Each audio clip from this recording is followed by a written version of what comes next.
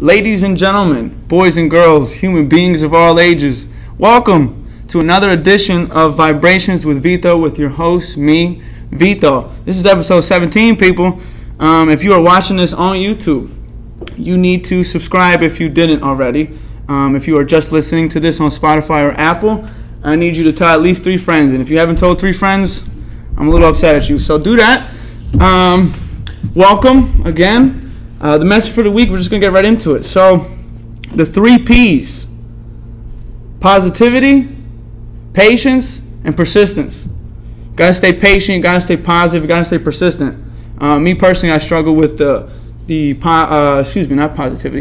patient side. I lack patience, but life's a lesson, so I'm learning. Every day I'm trying to be more patient, you know. I just got to be better. So, I have talked enough myself, so I have a special guest with me. And the most famous guest I've had here on the show. This man is a former Philadelphia Eagle. This man was drafted by the then San Diego Chargers in the 5th round, 148th overall to be specific. This man is the owner and the boss of Fieldhouse Fitness. And at Fieldhouse Fitness, they focus on helping people become balanced individuals. Their workouts are artfully crafted, combining cardio, plyometrics, and Olympic lifts into a 50-minute class. If you don't know who I'm talking about, a good friend of mine, I would say, Brandon Hughes. Hey, how you doing? What's up, brother? How you doing? Welcome. Thank you. I appreciate you for getting on the show. It. Yes, sir. How you feel today? Feel good. Feel good. It's a little miserable outside. It's kind of hot. No, it's not miserable. This is my kind of weather. You like hot weather? Yeah, brother. Okay, all right. I enjoy hot weather. All right, I think me that's too. the only way us tropical creatures can survive. I thought it was going to rain today. I came out the barbershop and I was like, ooh, it's going to rain. It was supposed to.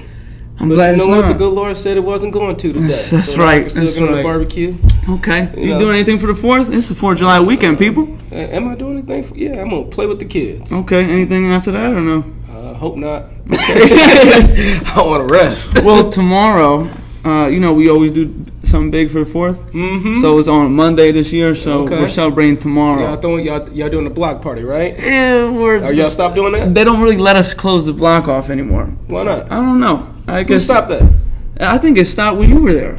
No. Yeah. No. We might have had a few houses. Yeah. But y'all used to shut the whole block We used down? to close the street off. No. See, no. Yeah. I wouldn't let y'all do that either. Yeah, because people got to live, what I mean? People got to get to their houses. Got to get through. But, so if you're not doing anything, you can bring the kids over. We're going to do the fireworks, you know? Hey, y'all do it big over there. So we try. I'm actually very parched, so we're going to get right to it. Man. For the first time in history of Vibrations with Vito, my guest is not indulging in the same beverages as myself. You're not a wine guy? I am not a wine guy. Specifically? Well, I like cabs. Okay. But all right. If I had my choice, I'm going to go with a little bit of whiskey. Oh, that's Today I chose tequila. Oh, my man, I know. You want to partake. I know. Look out. I don't want to partake. He's thinking about it. No, I'm not You're at not? all. I right, hate then. Yeah, so we're going to, we're going to get right to it? Yeah, there we go. All right. Let's see what we can do with it. The first double pour. Facts. That was nice. I'm telling you, make it pretty. In the microphone, it sounds great. So cheers. Cheers. Appreciate you. Yeah. I prefer white, I think, but I like red too. Oh yeah. Past couple episodes I had red wine. I appreciate you. What did you say? So what'd you have? I have Pinot Noir. The last too flat for me. Flat? Yeah, it's super flat. This is Pinot Grigio. It's my favorite. I mean, yeah, I'm definitely don't do white wine. No, not at all? No, I do a Riesling only when I'm feeling, loosey goosey. Yeah, I gotta be nice. Nothing's available. It's like, all right, I might have a couple sips of it. Okay, other than that, no. All right, that's fair. I just want to say I appreciate you for taking the time on your busy schedule. I appreciate it. I know you're a busy man. Appreciate you having me. You got classes today or anything? Yeah, we had one already. You already had one. You've been active. Yeah. Okay, all right. So we already got after it. I killed them a little bit, sent them on their way. Told them to enjoy their 4th. Okay, all right. So for the people who don't know, let's do some background. How we even know each other. How many years ago was it that you? Jesus. How many years was it? Probably knew you when you was like 13. Let me think. We moved into that house in 2015. 2015. Oh, okay. Yep. So this Brandon moved in with his wife, and you only had Nobody your son. yet. Oh, it was just the two of you. Correct. Correct. So it was just him and his wife, and they moved into the house directly next to me, and we were neighbors for like 4 years. You moved in 19? I moved in 19. Okay. No, 18. 18. Well, All right. 19, 18. Either way. So let's call 4 years. 4 years. So 4 years, he was my neighbor, and I would say we built a little bit of a relationship. We got close. Little family events here, family events there. It was good. And you moved. Good. Good neighbors. I would say so. Yeah. I would say so. Yeah, I miss that neighborhood. That was a good neighborhood. It's very quiet. Good community. Very quiet. It's quiet, but people would actually come out and hang out and be out and about. I agree, especially our street. I would say our street was very communicative. Maybe is the word for it. Yeah. But so that's how we met. And then, got to know a little bit about you. You got to know a little bit about me. I remember you. Do you remember where you took me out to lunch? We went out for lunch one day. Lord Jesus. I know, it was a long time ago. But you took me to. I'm not gonna give them a free plug because they don't deserve it. But you took me to that Mexican place around the corner from us, or where we used to be. Oh yeah, And, they probably don't deserve it. They don't. They don't. No. It was decent. The meal was decent. So it's less than decent. Yeah. Got it. No, we don't go to. Let's just say we grew up. All right, I like grew it. up. Okay, but so we went. You took me out to lunch there, and it was nice. I think that was probably the only first and last time we ever went out. But you're my neighbor, so I saw you almost every day. But okay, let's get right into it. You're a very humble guy. Sometimes. But I like the honesty. Sometimes. But let's push the humbleness to the side for a minute. You genuinely lived the dream of most kids in the sense that you became a professional athlete at the highest level. Yeah. So what is that like to have that on your resume? Like you generally did that. It's cool. I guess because I played for so long and I was pretty good at it. For sure. Well, I guess I was better than good at it, but you were really good at it. I was exceptional at it. There you go. I never really. I guess it's just my personality. I never really let it consume me. Or Good. Me, Healthy. as far as from like an ego standpoint. But I mean, if I'm answering your question truthfully, it's nice to have that on the resume. It's a good conversation starter. For sure. For sure. But other than that, I don't really Dwell on it. Okay. But it's a good. Because it is technically you are past that. You ventured off. When I finished, I was done. Okay. All right. That's good. what I always tell people. It's like when I was done, I got done in 2014, kind of 2015ish. And I never looked back. And I always knew that when I got done, I wanted to open up a gym and help people. I didn't know it would be what it is today. I thought it would be more just young athletes and what would you say it is? Right now, it is all moms. It literally, and this is the funny thing about Fuel House, right? I opened it with the hopes of being a purely athletic gym. Okay. So I was hoping that it would be nothing but young people, young kids. I'm helping them get ready for their seasons. I'm getting teams in there. And then I opened this gym, and it took on a life of its own. And now it is probably, I would say it's almost like 96% 30 to 54-year-old women. They're just getting at it. They're getting after it. I mean, they're beasts though. Right, they trust you. I train them like athletes. That's what I mean. So to the extent they trust you to get them right. So that's why they're there. Yeah. Good. Okay. When did you realize? I guess realize is a better word. That I actually can make it to the highest level. Like when did that set into your brain that you had an opportunity to do that? I've always been crazy talented. Crazy. I remember growing up. Playing on the blacktop, 2nd, 3rd grade, and we would play tag. You were never it. Oh, they couldn't touch me. You were never it. They couldn't touch me. I mean, there was times when it was like slow motion where I'd be stepping back, moving to the side. I book it on them. Stop. It was like playing the old Nintendo game. You're probably too young. Sega Genesis? Nope, Nintendo. Oh, okay. And they had Mel Gray. It was called NFL. And Mel Gray, you could basically, he was one of the best returners back in the day. You could catch the ball with him. You could run 100 yards that way. Stop right at the end zone. Run all the way back and just zigzag around. That's what I felt like Mel Gray at that time. But the best thing about, I guess, being that talented from an athletic standpoint, I always knew I was gifted enough. I was more gifted than a lot of individuals from an athletic standpoint, but I really didn't know that I could go to the league until my sophomore year in college, and that's after I had switched positions because I played receiver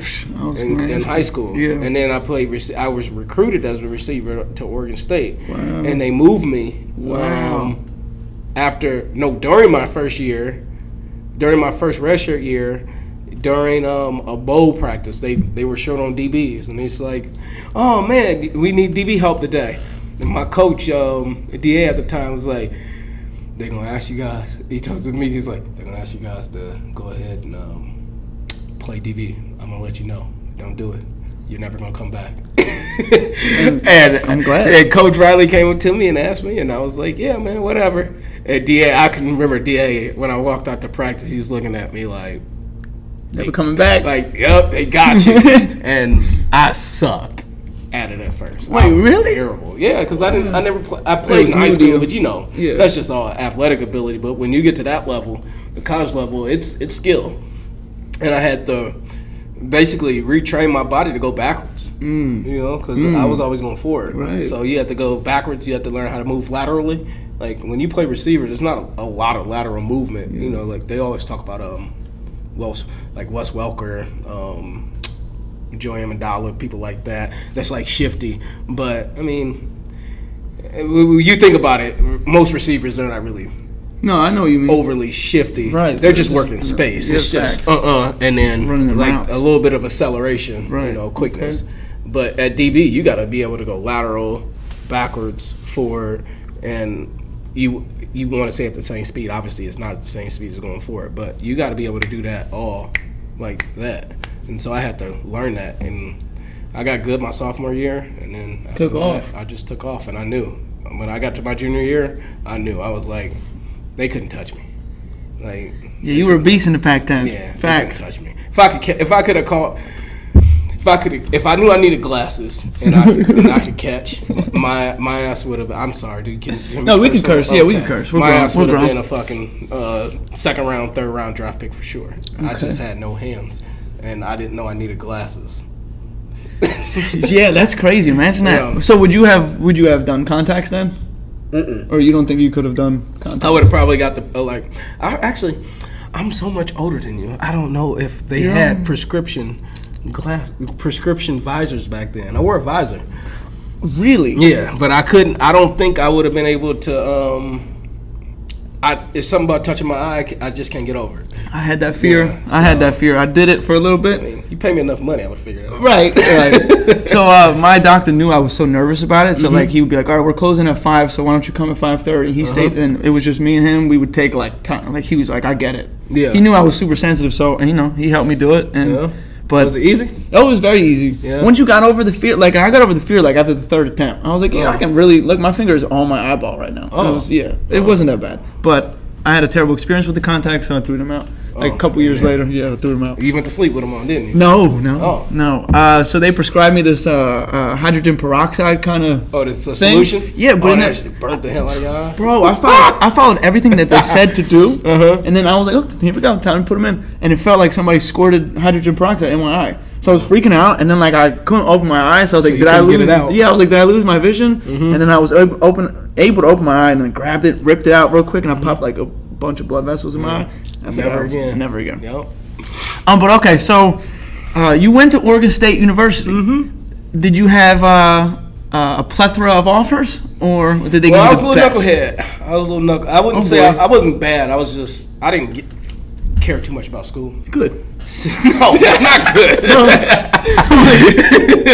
I mean, at the time it was good because I didn't do any homework. Word. Okay. But I think there was a time in my high school days where I missed probably like 100 days of school one year. Yeah, and it wasn't that I was dumb. I just didn't apply myself. Right. So I had decent grades, but when it came to math and whatnot, you got to work at math. Yeah. You know, and I didn't qualify at the time because I literally was just like, man, F math. I failed pre-algebra, I failed algebra, I failed, and when I say failed, I mean like I got a D to move to the next thing, but I didn't actually pass the class. And so some D's get degrees. D's will definitely get you a high school diploma. Yeah, but it won't get you into college. I tell you that, unless you got somebody that's gonna fix your transcript, and that's too hard nowadays. Yeah, for sure. But go to jail for that shit now. Oh yeah, they lock you up for anything now. You can go to jail for jaywalking. Shit. They've been saying that for a long time, so I believe it. So basically, I was better at track than I was football. I was running 400 in like 47, 48 in high school. I didn't come out the blocks either. And so I ran the 100 my freshman year standing up at 10.8, 10.7. But my coach wasn't willing to continue to, I guess he got tired of trying to teach me how to come out the blocks. But if I would have probably stuck with the 100, I could have probably got down to like a 10.3, 10.2, maybe a little faster than that. But my event was the 400, so I had schools hit me up left and right for track, and not a lot for football because my football coach at the time, he wasn't big on helping us. He just wanted help. I'm looking at the camera. We don't have to put him on blast, but do better. I hope you learned your lesson. Yeah. You know, 100%. Life's about giving for other people. So you should have reached out and did a little more, but my man got out the mud, you know? We made it. Yeah, I tell people this all the time. I'm from Bloomington, Illinois, small town in Illinois, right? Yeah. And there are, I can name at least 15 kids that was way more talented than I was, and performed at the same or better of a level than I performed in high school.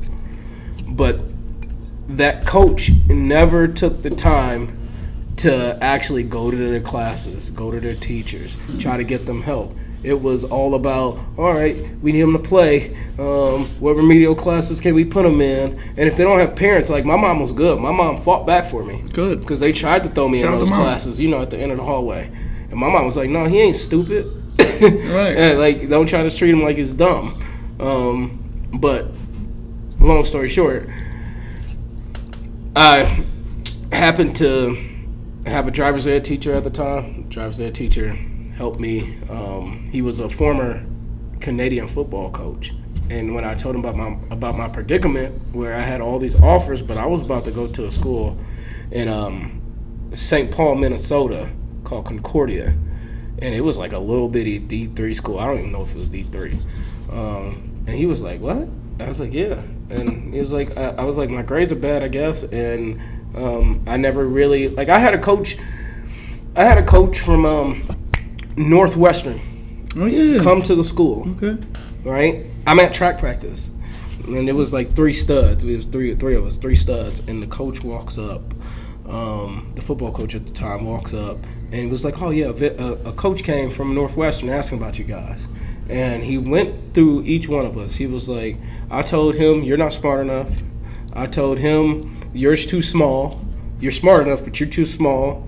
And then I told the other coach, it was what was his name? Well, I don't want to say his name. Yeah, don't. I told he told the other player that you got a chance, but you need to get it together a little bit too. I was like, this is somebody that is supposed to, and that was the end of the conversation. Mm. Now, there's nothing wrong with honest feedback. Yeah. But if you're going to get feedback like that, you should follow it up with, this is how I can help you. Right. This is how we can get you there. Yeah. You see that, like, there's opportunity there for you. I can see that. You can see that now. So let's get on it. How can we get you there? It was never none of that. So anyway, long story short, I ended up at Oregon State because of a driver's ed teacher that cared. So shout out to him. Yeah. Coach Schmitz. Coach Schmitz. Shout out to you. He literally changed this man's life. Like straight up and down. Did algebra every day. Algebra's difficult. People like try to poo-poo it like it's like it's simple. It's hard. It is hard. Geometry, algebra 2, trigonometry, all within 2 semesters. God bless. Yeah, I had to pass them all. Yeah, you did to get my scholarship. And you did. And I sure did. I mean, I think they passed me a little bit too, but they seen the effort. That's what I always tell kids nowadays. Like, you don't have to. I'm sorry if I'm talking too much. No, you're good. This is good. Like, you don't have to actually be the best at something, if that makes any sense. It does. You just have to be willing to work at it. And so, like, kids will be struggling in school, and it's like, yo, dude, they get it. Go to their office hours. Right. Show up. Ask for a little help. Because when it comes back and they see that you're putting in the work, that you just aren't getting it, but you're putting in the work, more than likely they're going to help you, or they're just going to go ahead and give you that little pass. Pass you a little bit, and that can make the difference in your life. And it did for you. Yes. So 100%. Shout out to Coach Schmitz one more time. That's everything, though. Yeah, facts. Just in life. Everything. Yeah. You don't have to be the best. Just keep showing up. You gotta work hard too. Work hard. Keep showing up. Yeah, Somebody no matter can take what notice. you do. Like that kind of goes along with the message of the week: being persistent. Like no matter what the course of action is that you're trying to take, you gotta be persistent. You gotta be tenacious. Yeah, tenacious. Ooh, that's the word of the day right now. Tenacious. Did you use that word in your class today? I didn't. I talk a lot of shit in my class, so I believe it. So I don't use any big words. I'll tell you that. Okay. All right. So you made the Pac-10 twice. Was it all second Pac-10, team? Second team. Should have been first, but whatever. Yeah. Them USC guys always got favoritism. We'll just put it that way. They blew. They sucked. Corners were terrible. So you guys are the Beavers, right? Yeah, we were Beavers. Oregon State Beavers. Okay. What was I just gonna shit? It made me forget my train of thought. Don't forget, it's the wine, brother. You already half a bottle in. We not a half a bottle. You talking crazy. So you had a teammate also that kind of made it to the league, Keenan Lewis. Keenan Lewis. Yeah, K-Lou. Okay. What up, boy? Yeah. He made it to the league as well. I forget what team he got.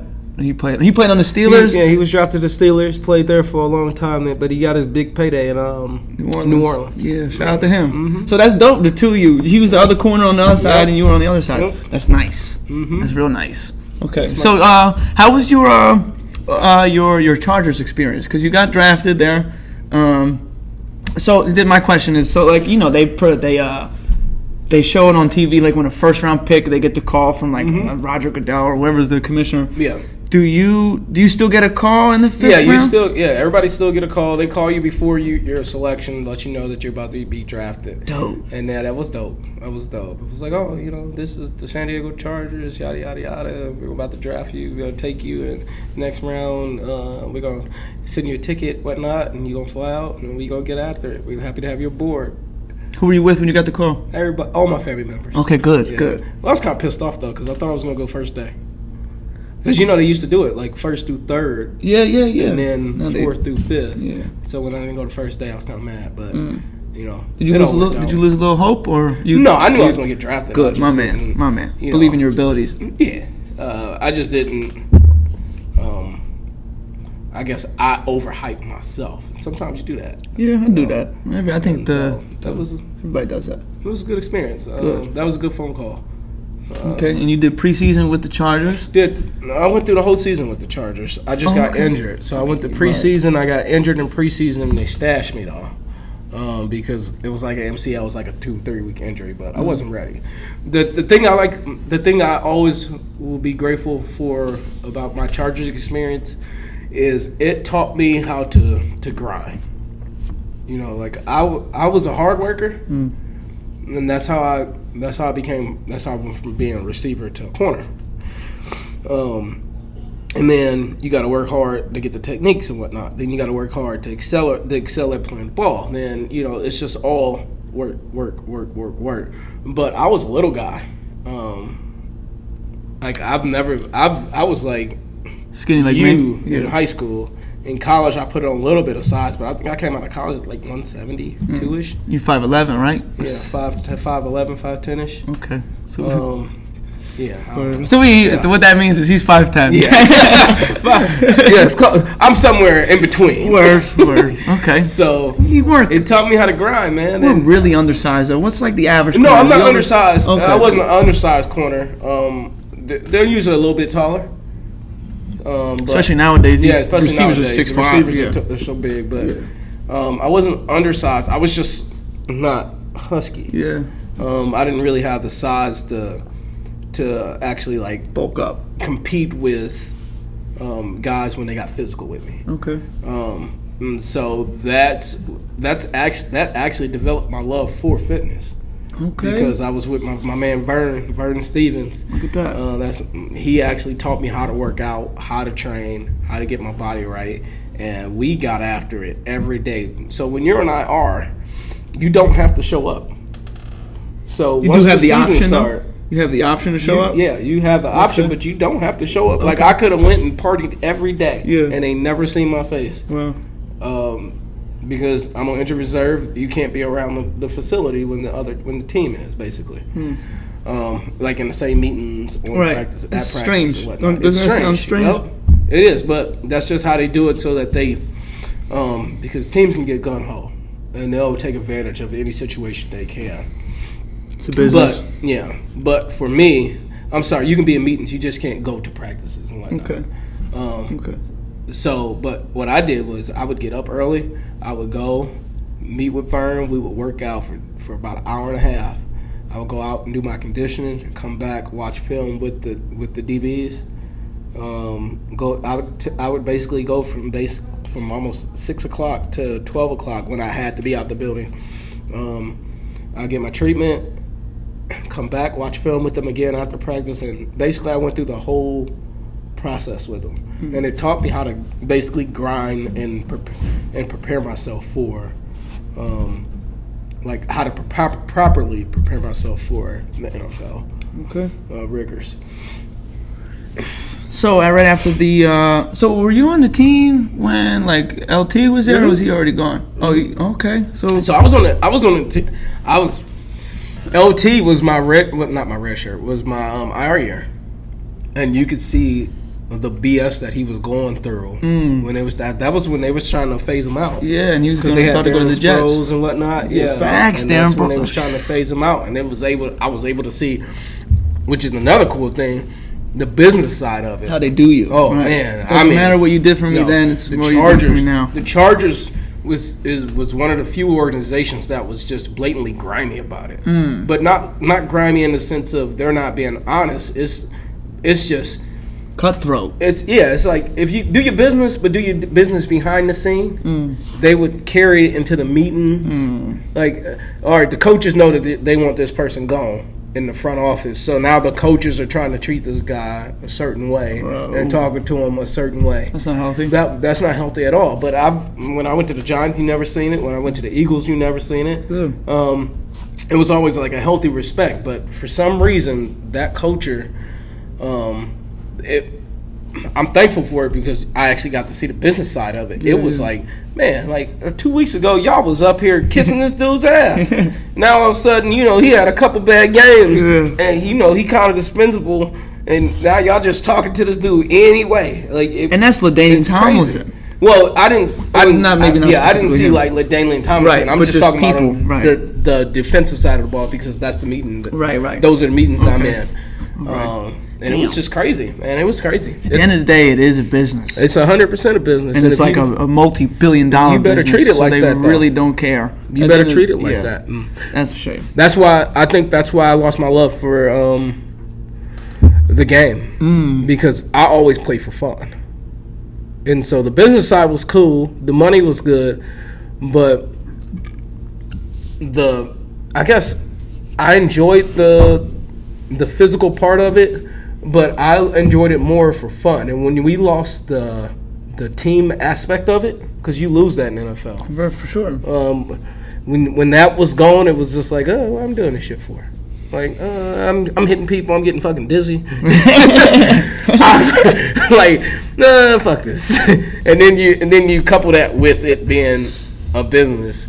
You know, I always tell myself, I still have dreams about it. You know, honestly, about the football side of things, and it's like if I hadn't lost my love for it, I could have probably played another 5-6 years. You probably could too, but once you lose the love at anything in life, you know, what's the point of doing it? I'm with you. I was over it, especially after they brought in Juan Castillo as our fucking defensive coordinator, and that was a shit show. Just the whole defense was just that was a out of order. Show. It was. Oh, that was bad, brother. That was bad. There was 2 people eating on that defense. I love them to death. Trent Cole. Well, the other guy I really wasn't close with, but Trent, love him to death. Cool guy. And Jason Babin. Jason Babin. Remember Jason Babin? I do remember. Only people that could eat on that defense. And Sant, because Sant did what Sant wanted to do, and Sant was a great pattern reader, and he was he played off of instinct. Okay. So he was able to make plays. But you talk about, if you go back and look at that roster, the Dream Team roster. That's crazy. That's a Super Bowl team. On paper. No. On paper. No. On paper, yes, but that's a Super Bowl team. The talent, everything was. Talent was there. It was 100%. And thank God, you know, Andy went and found a better situation in Kansas City. Shout out to Big Red. Yeah. You know, like, he's a good dude, by the way. Like, he went and found he went and found himself again in Kansas City. But from what I had, my observation was he came out the office too late.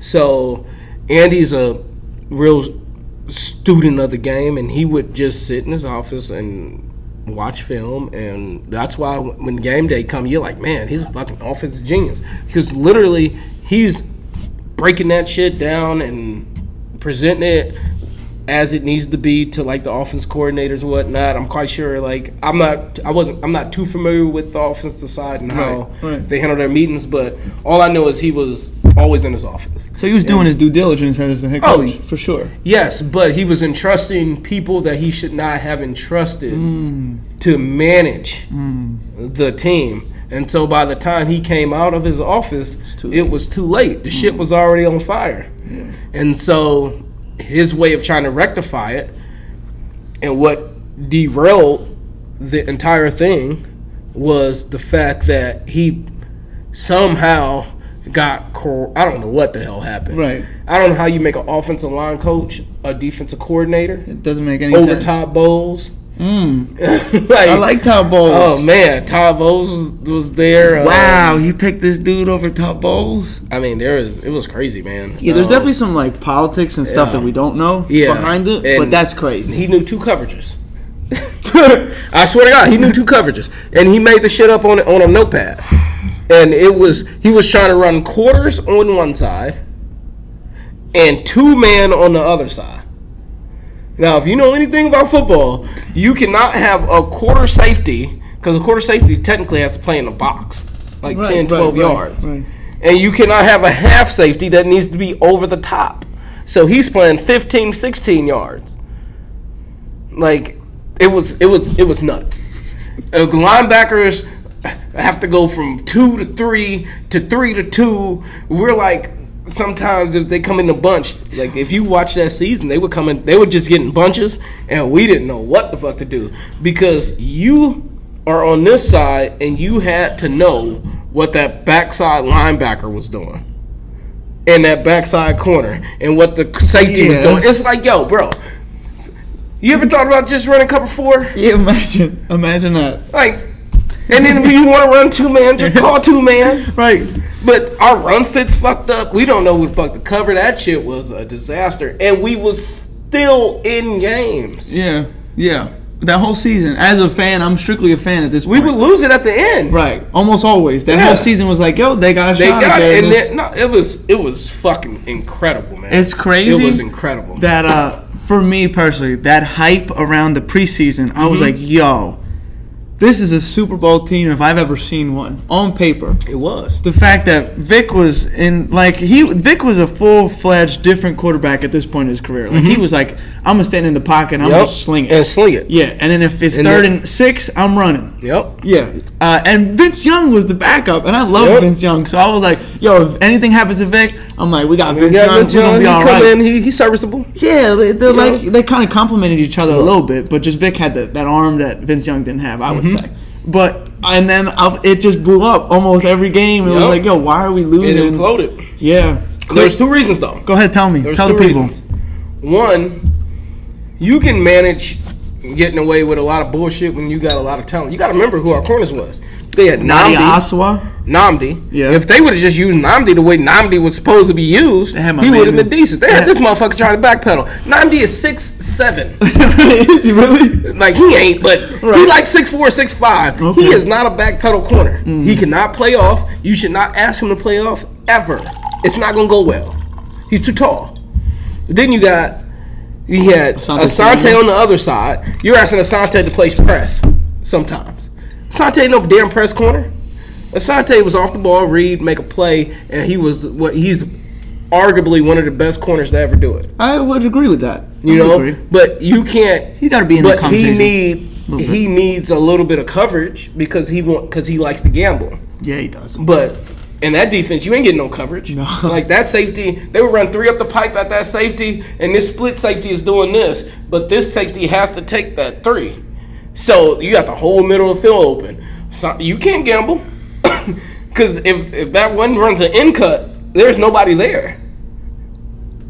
It was a nuts. But anyway, I'm sorry. No, it was very upsetting from a fan standpoint. I can imagine being a part of it, knowing what you guys have in the locker room versus what's actually being like. What are the results we're getting? A lot of good people lost their jobs and lost their careers from that specific team. That specific team. It's so crazy. On the defensive side of the ball. There was a bunch of players that got bad reputations that lost basically their livelihood because he hired Juan Castillo as the defensive coordinator. Like it was atrocious. It was an atrocious move, but it was even worse as the season progressed because he couldn't make the adjustments because, like I said, he only knew 2 coverages. He didn't even understand. he didn't even understand the blitzes. It was really the linebackers coaches and whatnot that understood the blitzes. But in mid game, when you got a guy like this guy would sit in the meeting and try to tell us how to play corner, how to play safety. You're like, I do this. You can accept that from a guy like Todd Bowles or Coach Z or someone that's been in that position, that's been in that room forever. Dude, you just came from 22 years from the O-line. Yeah, crazy. And you're trying to tell me how to fucking play press. Right.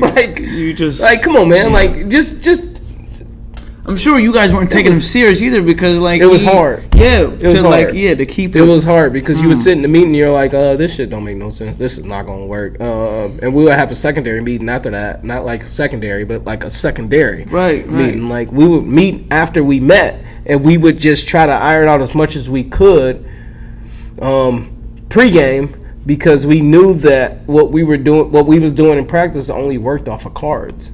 But once they made adjustments, and that was the hard part, like I felt bad for like Wasilio Hansen and them, where the safeties, because it's all fine and dandy the first couple possessions because everything is like really fresh and confined, and if they do have any wrinkles, you're gonna get it on the first drive. You can come back, you can look, but then everything after that, for like the next 2-3 possessions, is basically off the script.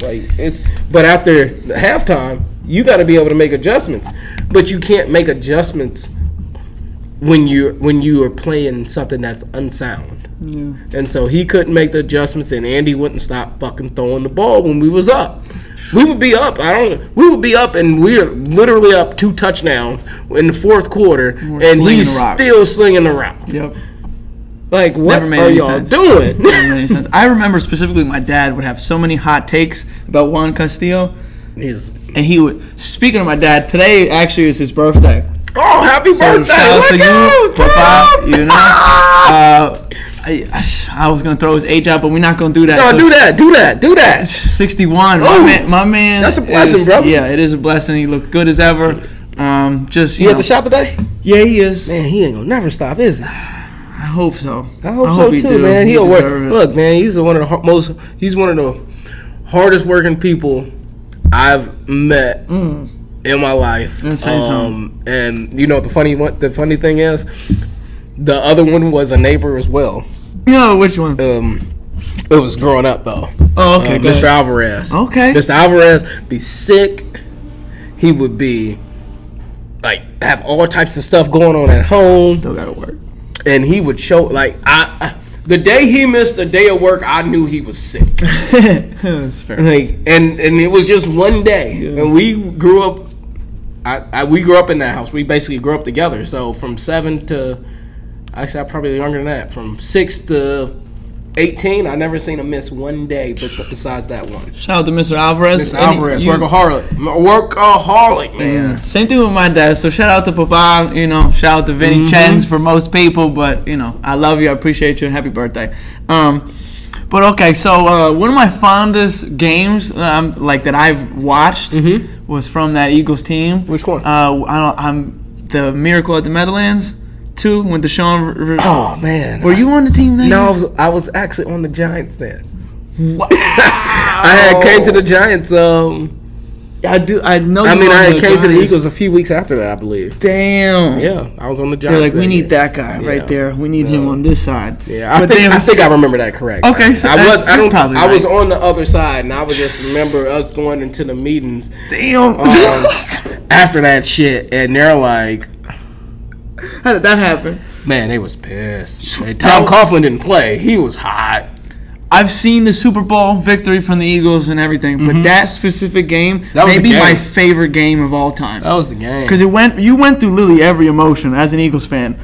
Every emotion. And then I literally remember, like, yo, this offense is too lethal for me to, like, give up. So I was like, we got Vic, we got McCoy, we got Jackson, Macklin. Selleck? Yeah, Selleck was at his height. He was at his peak there. I think Quentin Michael was still there. Yeah. He had the defense side of the ball. The defense. Y'all had Trent Cole. Yeah, Trent Cole's a beast. You guys had, there was some dogs there, but y'all had, I remember that was the year Bradley was there too.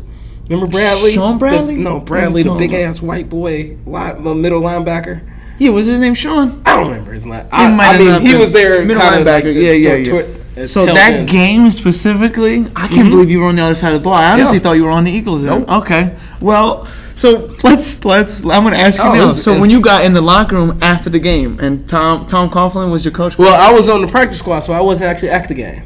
Oh wow. Yeah, I was on the Giants practice squad. I just got to witness the meetings afterwards, and it was They were pissed. They had to be. Man. You can't let a team come back like that. Nah. And the punter. The thing I'm about to say, the thing that was the funniest, because this is my second year in the league. When I was at the Giants, I just remember Coughlin being up there going, "We told you not to fucking kick the ball to him," and they fired his ass. Oh, Matt Dodge was done. Yeah, he was done. Yeah. It was like, what? We told you. Kick it out of bounds. What the? And I want to know what he was thinking. Was he thinking he could kick it to where it was a touchback, or? I think he miskicked it. It had to be. But at that point he could have kicked it 10 yards. They didn't care. Out of bounds. They did not care. Wow, that's crazy. Because they weren't. Let's be honest. If they don't get that return, they're not winning. Oh, maybe. You never know. I'm with you. No, they're not. They might. That defense was too good. That defense was too good. But it wasn't, though. They let them come back. They let them come back. In the clutch that year, I would have gone with the Giants defense over the Eagles offense that year. Me personally, disagree, but I hear you. I hear you. You die hard. Eagles. No, so regardless of that, unbiased opinion, that offense I trust Vic to get that shit done. I don't know, man. I do. I don't know. Considering he's my favorite player, also unbiased opinion, I would take Vic. The Giants is just better than that year. Didn't they not make the playoffs though that year? And the Eagles did. I think they won the Super Bowl that year. That was 2010. They won in 2010? I think so. They did. They beat Tom Brady, didn't they? I think so. Damn, I think maybe, won the all right, Super so Bowl that maybe, year. I'm not sure, but it may have been the year after. But they was good both years. Okay, fair enough. I was mad as hell when I got claimed with the Eagles. Why? The Giants was the best organization I've ever been a part of. Ooh. Till this day. Wow. Okay. I've never seen any better structure. And their players, structure-wise, and their players was like this, and they were serious. So they would meet, and then after the meeting, at the end of the day, everybody would get together, and then they'll have a group meeting. Okay. And it was that was a close team. Most people don't understand, like when teams win the Super Bowl, it's because everybody actually bought in. Everybody likes each other for the most part. That's probably a big key. That's they gotta huge. like each other. You gotta like each other. Okay. Because it's a grind, and then you're gonna go through the years. You're gonna have ups and downs, but it doesn't even necessarily have to be like the offense and the defense side of the ball. It's just everybody on each side and the special teams have to buy in, and they have to go above and beyond just the normal protocol. Okay. So the Giants organization, huh? Okay. Yes, easily. Easily the best organization. Shout out to the Giants. We'll put it that way. Let me give a shout out.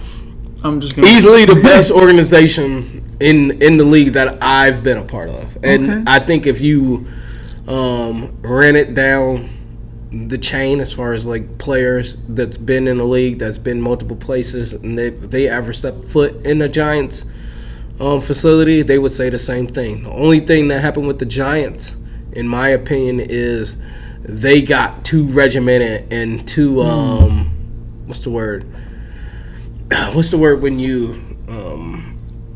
when structured, maybe? It's not the structure, but when you don't want to go outside of your house, they're too comfortable. They got too comfortable with their own system. Thinking. Okay, all right. And so they wouldn't hire outside of their system. They wouldn't think outside of their system. Sometimes the best coach is not in your system. Sometimes the guy that was a coach should not be like moving upstairs. Okay. Sometimes it's best to ship some people out and to bring in new ideas. And I think once they get past that, I think they're starting to. They'll start to win again because the way they're managed is top notch. Okay, good. All right, that's good to know. I personally think they need to get a new quarterback first. Danny Dimes. Yeah, I'm off Danny Dimes. Well, they gotta get a new quarterback, and let's be real, they need a new running back at this point too. Yeah, because they're about to trade what's his name, Barkley, Saquon. Yeah. I mean, I'll trade him too. He's not gonna be the same. Yeah, he did have that crazy surgery, right? I mean, once you have certain injuries, man, you're not coming back on the position. You're not coming back. Take the most. I don't care how superhuman you are. Okay, so here's a little question. Out of every teammate you've had, is there one dude? I don't want you to you're not throwing shade on anybody else, but one dude who you consider like a close friend still to this day, somebody you play with in the NFL. Jason Vaughn. Yeah. Speaking of him, did you we raced him? Remember that? Yeah. He came up to the house and we raced in the middle of the street. So he had a foot race. So you won. You won. Okay. So my man here to the right of me, my man Brandon, raced Jason Avant, who was also on the Eagles, in the middle of the street. He had brought his family and everything. He really? I beat him from his damn, from his kids. But he was still playing in the league at that time, so I couldn't say much. Oh, you weren't in? Oh, yeah, facts. I was out. Yeah. You were done. You were my neighbor. I forgot. Shit, but that's crazy. Okay, so you raced my man. Yeah. On the street and beat him. Okay, was it close or did you dusted him? I pulled up a little bit. Damn, Jason. So he dusted you. Is what he's saying. But you know what though? I think I shared that clip with him once, and it was on video. Yeah, I got it on video. I got it. Might have to send it. I might have to put that on YouTube. Yeah, we might have to put it on YouTube. But he hit me back with you still couldn't guard me. I think I would. Oh, that hurt. I was like, damn. You don't think you could? I think you could. No, Jason. Well, I could guard him, meaning I make the tackle. But he might get that separation. Jason caught everything. He did. He caught everything. He really did. And so like you could be like right here. So right here, most receivers are going to catch the ball. I'm too late. Like this distance here. So you got to be like right here. Put your hands out. Put your hands out. So look towards the microphone. Like that's the ball. Yeah. Right there. Most corners, most DBs are. I mean, most receivers are going to catch the ball. That ball. Okay. But when you're like in this area, so say I'm here, most aren't. Jason is catching it with you like this. Damn. Yeah. Okay. So shout out to Jason Avant. Yeah. Like no, Jason was a problem. Okay. And like I think he still gets credit for being probably one of the most sure-handed guys in NFL history. Like, he wasn't gonna run past you. He wasn't gonna beat you. Right. Bad. But he was catching that damn ball. He was catching the fucking ball. Okay, good. And so, as a DB, that's annoying because he caught the ball on his first down. Right, and you're like, yeah, and you're on him. Right, you played good. Yeah, but he just was a little bit and better. most receivers, if you play through their body, and you're that close, they're not catching it. Okay. Like if I play through your body and I'm this far away, they're going to catch that ball. But if I'm here and I play through their body, more than likely they're not going to catch it. Right. But so Jason was just a little different. Yeah, Good. he's a different animal. Word. Okay. Yeah. All right. Does he live in the area? I don't want you to blow. He's staying in Jersey. Oh, okay. Yeah, all right. He's in Jersey. All right. So hold on. Go ahead. Let's blow him up a little bit. He owns Launch Trampoline Park. Hey, yeah, he owns that. Yeah, he owns. He had 3 of them. Okay, I think he has just the one now because of COVID's trying to put everybody out of business. Yeah, bro. Yeah, he owns Launch. Go check it out. It's if you want one of the best trampoline parks in the area, you definitely need to make the trip down to Philly and go see. Down to Jersey and go check out Launch. Are they all in Jersey? You said he had 3. Yeah, he had one right over the bridge at one point. What's it called? Brunswick? Yeah. Yeah, but that one closed, I think, after COVID. So COVID ruined a lot for a lot of people. COVID is taking a lot of people out still today. So yeah, if you're in the Jersey area, number 1, go to the Launch Trampoline Park. Shout out to Jason Avant. But Jason Avant, if you're watching this, if you're in Trenton, New Jersey, you gotta go see my dad's pizza shop. 609-393-2155, Vito's Pizza. The guy looks like me. He's just a little more bald than I am. I'm getting there. Unfortunately, all my uncles and my dad are bald, so it's gonna catch up to me. All y'all look alike. Yeah, we do. So he got the glasses like me and everything. So when you see him, tell him that I sent you. You know. But I'm sure my dad would love to see you if you pulled up. But okay. So shit. This is great. I just want to say one more time, I appreciate you coming on. No, I appreciate you having me. Shit. So you I don't even know where I want to go with this. Let me go where you want. You know. Just don't be wild. Just don't get wild. You're not getting wild. The Eagles really gave you your first opportunity. Yeah, like legitimately gave you your first opportunity. What was that like? What was that locker room like? Wow. You had Andy Reid for 2 years. That locker room was a Wild West, brother. Is that a good thing? It wasn't. Ooh, damn. But I'm sorry to hear that. No, but it was fun. Don't get me wrong. It was fun. Imagine. A lot of personalities in that locker room. Too many personalities. And that's a problem. There's nothing wrong with there's nothing wrong with a lot of personalities, but you just gotta have the guy. The medium. Remember, the guy that was leading the show was where? In his office. You gotta be on Front Street. Yeah, so you can have all those personalities, but you still have to have some kind of ground. And there was no ground. Like you gotta put up a lamp and you have like all these wires, especially like a chandelier, like runs through and shit. Yeah. But it all goes to what? The ground, right? Yeah. Like you gotta put the shit. It has to connect to the ground, go through the house. That motherfucker has to be there every time. Yeah, and he was. But that shit was just running. The lights never came on. It was because it was never connected. It's a good analogy. You know what I'm saying? Okay. Like it was a whole bunch of personalities, a lot going on. It looked beautiful. It did from the outside. It looked beautiful. Like you go in that room and you flip the switch and bitch never came on. Like you're like, what's going on? Okay, you know, and that was the issue. But it was fun. I'm forever grateful to the Eagles. I think it's hands down a first class organization. I don't understand how some people are still there, but that's neither here nor there. It could be along with the politics, like I said. You know, like these people got specific agendas. It's either politics or a tape somewhere. It could be a little blackmailing going on. We'll leave it at that. Yeah, facts. We'll leave it at that.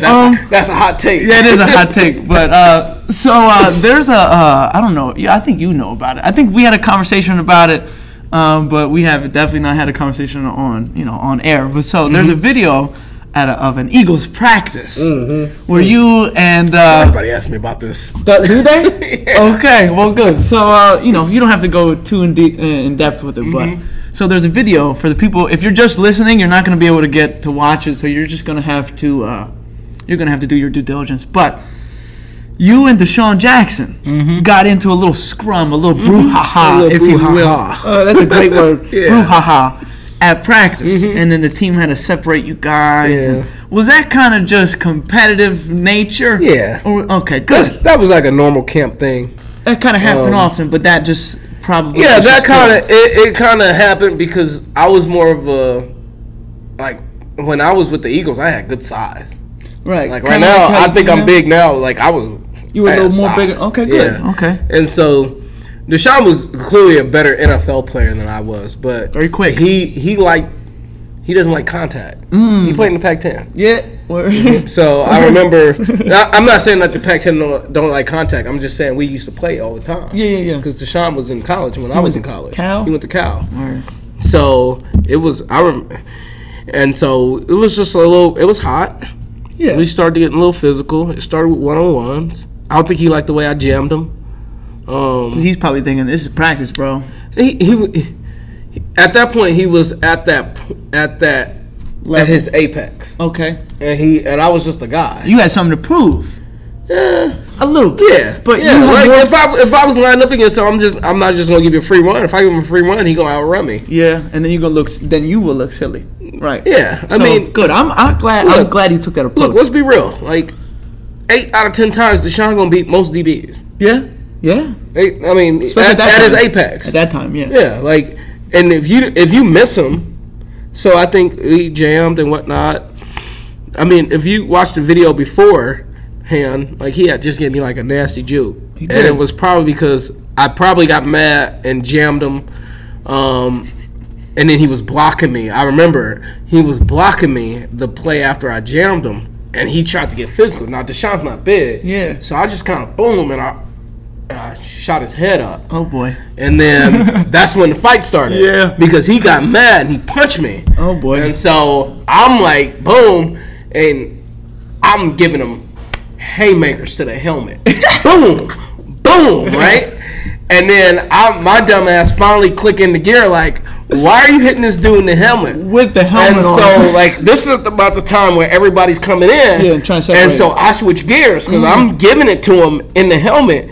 And then I switch gears and I just start giving him mean-ass body shots. I'm boom, boom. That's why you see him over there throw up. Yeah. After the fight, he threw up. Yes, he did. Because I gave him, I gave him some, like, real body shots. And I remember Jason Peters coming over. His big and ass. he, boom, muffed me in the face. You? Oh, yeah. Oh, it was a real fight. So we screaming fuck Jason Peters right now. No, we ain't screaming that. No, you're not. I am. Yeah. This is my man's pots and pans right here. But yeah, that's what happened with that fight. And the funny thing is, so that happens all the time. Yeah, I'm sure it does. Competitive nature. So, like, I'm quite sure that wasn't even the first fight that day. He would not let it go. Afterwards, like, I'm up there, I'm walking through. He was like, "All right, man, let's get it." And literally, I remember, it was just me and him in the hall, and like almost in the hallway. It was kind of funny how it happened. Yeah. And he walked by. "All right, F boy, let's go." I looked at him. I said, "Deshaun, you don't want that." You probably didn't want it. I was like, "You don't want that," and I kept walking. Like, if he wanted it, if he wanted it, like, he could have got it. You know, but I was like, you don't want that. And we just kept walking. And I just kept walking. And I was like, this dude, like, he would not let it go. It took him a couple weeks to let it go. Damn. But he eventually did let it go. And I'm not going to say, like, we was ever close or whatnot, but we had a mutual respect for cordial after that point. Right. Yeah. We're both on the same team. We got the same objective. We trying to win. The funny thing is, the most funny thing about that incident was, I remember being in the meeting the day, because, you know, you watch in camp, you watch film at night, right? And I remember Todd Bowles looking at me. He goes, "You stupid motherfucker." Talking to you? Yeah. He was like, "What the?" He was like, "You gonna break your fucking fucking hand. Why are you hitting him in his helmet? Yo, that's actually crazy. I've never understood that when people fight on the football field. Why are you hitting him in the helmet? Yeah, if you don't take your helmet off, I'm not punching you. I'm gonna punch you. Like you went the body shot route. He felt those. Yeah, he felt those. Because at the end of the video, my man is yakking. So he felt those. Good. I'm not much of a fighter. Like if I can avoid a fight, I will. Me too. But I've always been known to be like heavy-handed. So like if I hit you, you got big hands. Feel it. Pause. Yeah. Yeah. Pause. But yeah, so if I hit you, you're gonna feel it. He felt them shits. Yeah. That's for sure. But the end of the video is hilarious because it's like you see everybody who's on the Eagles like literally is in this little circle right now, and they're trying to calm you down. But then the camera goes over to my man Deshaun. He's yakking. And then the comments they're saying like, "Oh, it's his he was dehydrated." I'm like, bro, my man was taking shots. He caused some shots. He caused some shots. It's all love. Yeah. But yeah, that's if you know. I did a little deep dive on you got a highlight reel on YouTube. So you know from college. Yeah, that's what I mean. Yeah. So check that out because my man was getting it. I was getting it. You were number 36 in college. 36 in college. Yeah. But you wore 2 jerseys with the Eagles. 24 and then 27. Funny story about the number 24. Go ahead, tell me. So you'll enjoy this and your audience will too. So that was I lost 24 to Nnamdi. Yeah. Yeah. And so I was naive to the rules. Oh, my man didn't pay you. No, I was naive to the rules. And so Nnamdi shows up, and remember, he was 24 in Oakland. Yeah, he was a man in Oakland. So he shows up, and they're like, oh, yeah, Nnamdi wants the number 24. And I'm thinking, all right, whatever, I don't give a fuck. Like, I wasn't attached to the number. Yeah. If that makes any sense. Yeah. I actually liked 27 better once I got it. Okay, but good. I was like, what y'all got available? Number 27. And then I show up to practice. And I was like, oh, yeah, you gave me your number? I was like, yeah. They was like, they pay you? I said, how much you get? I was like, what you mean how much I get? They said, you did not give up your jersey for free. I said, I sure did. Like, what are you talking about? They was like, bruh, he has to pay you for that. Never did. Never paid me. Yeah. Because you were naive. Because I would have been like 10 grand. He would have gave it to me for nothing. Facts. He had a 10 grand was nothing. He had a hefty contract when he came to the Eagles. I was like 10 grand, 5 grand. In Oakland, he was worth it. But when he came to, like you said, the scheme that they used he was for worth him, it with the Eagles. They did it. They did him dirty. They did him. And he was definitely a scapegoat. Did he have another opportunity after the Eagles? I don't remember him being anywhere else. No, he was done. That's a damn shame. That's the thing about the NFL. He was one of the best corners in the league at that time. That's the thing about the NFL. You don't go in the NFL. You don't go from being a starter to a backup. Not a starter at that level to a backup. Right. Like once you reach that level of stardom, there's no backup. Like you'll never see that shit. Shame. I can't. I'm upset. I'm not. You didn't know, like you said. Like Cam Newton, it'll never work. Yeah, it never will. It never will. I understand his thinking. Done. My man, I was a former MVP of the league. What do you mean I'm going to back up? Blah blah blah. Yeah, you know. Yeah, backup.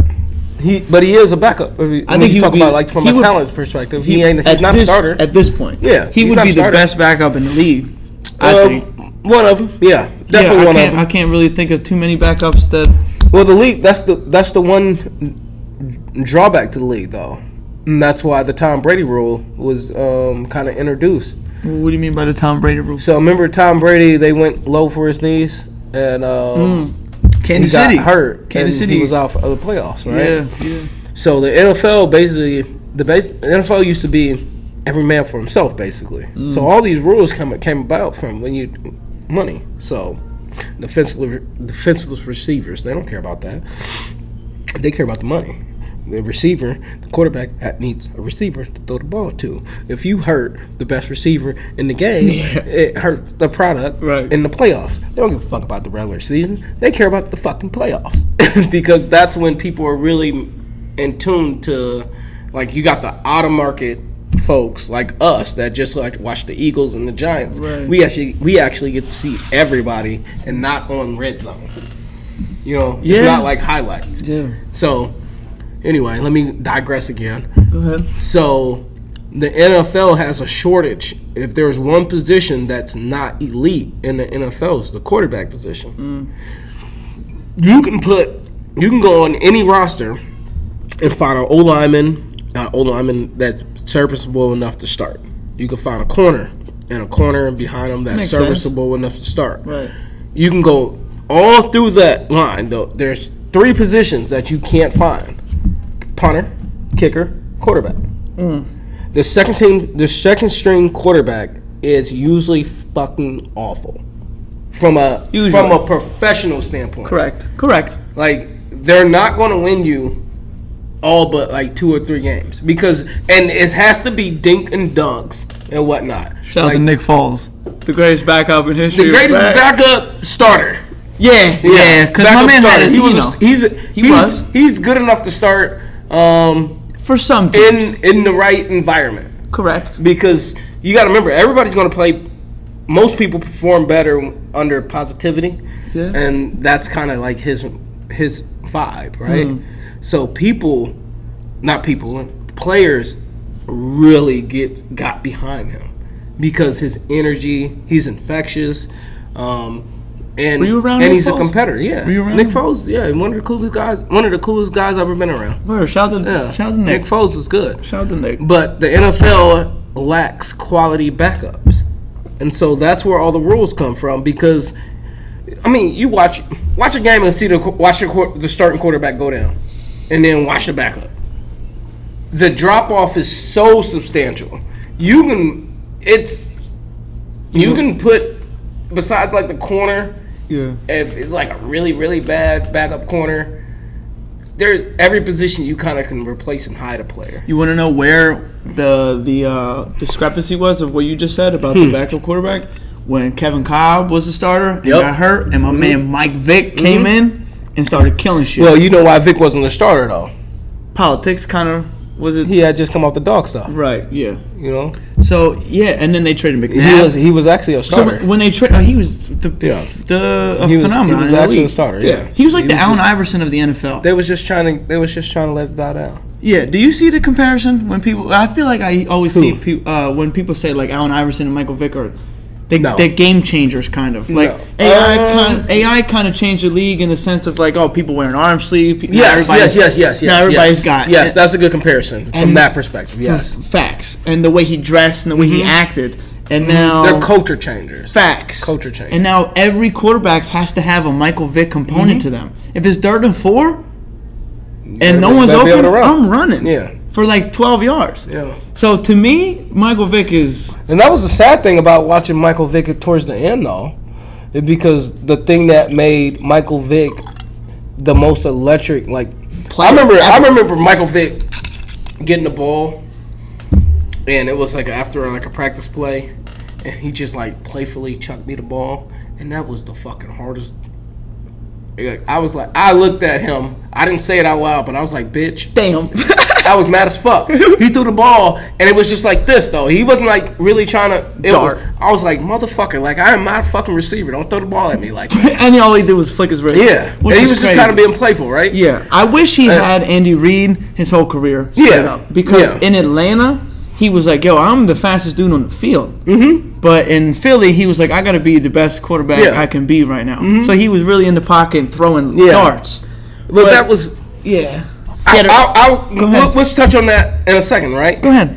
So, Vic, the thing that made him great was what? His running ability. Yeah. And his ability to pass. Like, for sure, but mostly his running ability. Yeah, we don't want to be disrespectful. He can throw, but his running ability made him great. Yeah. At the end of his career, what happened every time he got hit? He's hurt.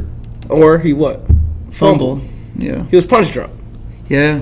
In my opinion. That's fair though. That was the saddest. Fair. That was the saddest part about watching Vic, because you're watching the icon doing what he does best. He getting 10, 20 yards still. Easy. He just couldn't take a hit. Yeah. He would slide and drop the ball. Yeah, you. That's how punch drunk he was. Punch drunk. That's a nice little term. You know, like but he couldn't any impact. It was happening to me towards the end of my career. Like every time. I was mostly a special teams, like third down kind of guy. But every time I made impact with somebody, I would, like, every time. And it just started to happen more frequent and more frequent. And it was like what? It was like that 1-2 seconds where, like, I hit something, I know I hit something, but, oh, fuck it, let's go. Right, yeah. And that's kind of how I feel like he was when he got hit. The ball would just sometimes it'd be like this, and he would once he hit the ground, the ball come out. You're like, how the fuck he fumble? You're right, because he was punch drunk. Yeah, damn, that's crazy. He did take a lot of punishment in Atlanta. He took a lot of punishment everywhere. They teed off on him. Yeah, unfortunately, like they really did my man dirty. Yeah, they teed off. I said it earlier, but he was clearly like by far he's my favorite football player of all time. But then he kind of brought it back together in Pittsburgh. He did a couple. No, he didn't. No, but I mean, like he won a couple games. Yeah, he won a couple. That's all he had to do. He was punch drunk still. Too. Yeah, he was. But my man Ben went down, and when I mean my man, he was not my man. I didn't mean to say that at all. He did. Don't let him lie. Ben. I don't know. Anyway, stop. Yeah, we're just gonna stop talking about Ben. Yeah, but no, I don't want to go Vic there. was the back. Like that's a great backup to have at that point. You know, Michael Vick is your backup quarterback. But so the moral of the story was the discrepancy of Vic was way better than Kevin Cobb, and he just he had to wait for his turn, and he did, and he took advantage. Yep. That first year when he was a starter, electric. Yep. He finished second in MVP voting behind the GOAT Tom Brady. So that's a good question. Is he your greatest of all time quarterback, Tom Brady? I'm not gonna get mad at anything you say. I know. I mean, if you did, it wouldn't matter. That's true. Is there anybody better? I think there's a game managing. Who's the greatest of all time from achievement standpoint? Correct. But go ahead, break it down. I think it's unfair to call him the greatest of all time only because he didn't have to endure what not just his position had to endure, but the players that he are surrounded with, the rules that they had to play under. What do you mean by that? And so, all right, let's be real here. Go ahead. 4,000 yards in a season, you mean? In a season. That's very impressive. Nah, not anymore. Yeah, everybody's throwing the ball. Like 5,000 is like the minimum, right? Like 5,000. I know. I mean, like 5,000. I think Drew Brees did it recently. I think there was another quarterback that did it before him. I could be wrong. Maybe 5,000 a little high. But I grew up when 2,500, 3,000 yards was like very impressive, right? No, you're right. But the Peyton Mannings. There's a reason for that, right? Go ahead. One, you had to run the ball. Why'd you have to run the ball? Because you had receivers that could get jammed. Okay. And so to win, they had to be extremely, extremely skilled at their craft. And this is why I don't like watching football nowadays. And this is what Tom Brady alluded to. So anybody that say I'm hating, you can go and watch Tom Brady's clip about it. There's no skill to today's game, in a sense, where there's no craft to it. It's as a corner, I can teach a 6-year-old. Put your outside foot forward, your inside foot back. Pedal when you pedal. All right, we want to make sure that we're kind of T-stepping and not kind of like stepping in the bucket and driving like this. You kind of want to step to the side, outside foot break, drive. Right, eyes on the receiver. There's little technicalities to the game. Write that down. That aren't really applied anymore because you could jam a receiver, but the receiver could also chuck a DB. Yeah. So there was some physicality there. There was some craftiness there. There's hand play and whatnot. Yeah. Can you do that anymore? Not really. No. You got to be at 1 yard. You got to be at 1.5 yards, and you got this. And then you got to fucking run with them. Yeah. Every receiver in the league can beat this and run unless you're a superb athlete like DRC or somebody. Yeah. Like, every receiver in the league can get open on that. Inside is even worse because now you're talking about he could block me, he could come up, and like there's so many different options. Yeah. So the receivers can't get touched, right? The way the game has progressed has been in the favor of Tom Brady for sure. Yes. So I'm gonna go down the line. Tight ends off the ball, right? Tight ends are what now? Stand up. Yeah. They don't have to get in the 3-point stance. Yeah, they don't. Rarely. If they do, it's 12 personnel, and it's like, oh, we need a yard. Other than that, they're standing up. Back in the day, That's facts. Back in the day, you had tight ends that had to block and catch. Right. Why? Because them motherfuckers couldn't. Because back in the day, when it came to like hand play or whatnot, D-line, offensive linemen couldn't just do whatever they wanted to a D lineman. If that makes any sense. It does. It does. You know, like a D lineman has to work their hands and whatnot, but and offensive linemen just come down and they used to chop. They can't chop anymore, right? D linemen can't do bull rushes anymore. The league is soft now. It basically is. Like they can't bull rush. If you bull rush an offensive lineman and his head goes like this, they're throwing a flag. Always. Right? And let's just be fair though, if an offensive lineman comes back and they do this, but they don't call it as much. Like hands to the face is usually called on who? A D lineman. Yeah. But offensive linemen get away with that shit. He'd be like this. Yeah. Yeah, I'm with you. So that's changed. Okay. And now when you talk to the quarterback, if you blow on the quarterback, you're getting the flag. The league is soft, people. It's not the same league. No, it isn't. It's a product of entertainment at this point. There's very little skill still involved in the sport. And the people that messed it up isn't the NFL, it's college football. Ooh. Because they don't want to coach. They want to win games. There's a reason why Nick Saban is still regarded as one of the best coaches in college football. Why? Ohio State. Why? Well, sometimes Ohio State because they'll adjust and have the spread too. Yeah. But they actually run a traditional. The reason why they have so many first round, second round, third round picks because they run traditional offense and they actually coach them on the techniques on how to come out of a 3-point stance. As they should. Kids don't know how to come out of a 3-point stance anymore. I think in every sport. At this point in It's 2022, everything strictly entertainment aspect. Think about the NBA. No skill. Oh yeah, the NBA is highly skilled, but it's hard to watch. But it's hard to watch because they can do foul every play. They foul, they walk. Yeah, yo, they don't call walks. Walk crazy. Yeah. No, it's crazy. It's all about high scoring. Yep. They won a 45-35 NFL game. They won a 140 to 130 NBA game. No, I'm with you. Tom Brady ain't got to deal with that. He ain't got to deal with a guy coming up and putting him in the ground. Yeah. You put a quarterback in the ground and you fall on top of him. What they call unnecessary roughness. Yeah, roughing the passer. Now you went from 3rd and 12 or 2nd and 12. You get a new set of downs. What happens when you get a new set of downs? You have more opportunities to do what? Get yards. Yeah, just be creative, to score touchdowns. Right. Yeah. And so that's the game that he plays under. It's not his fault. He's still one of the best, but I don't think he's one of the greatest of all time. Okay, so to get back to the topic, he has to go through. Let's put Tom Brady aside. Yeah, because you just said barring like all that the new stuff. Who is your greatest of all time quarterback? Do you have one? It's still Joe Montana. Joe Montana or Steve Young. Okay, Joe Montana. So Steve Peyton Young. Never did anything. Warren Moon. Warren Moon. Shout out to Warren Moon. Nope. Okay, so let's go with Joe. Tom Brady has done a lot to surpass all those guys. Yeah, but achievement wise, like he got what 6? I think he has 7. No, I think he's still tied with Jordan. Jordan has 7 or 6. Jordan has 6, but I think he's still tied with Jordan. 6. Okay. Yeah, why do I feel like we got the Googles. We do got the Googles. That's serious.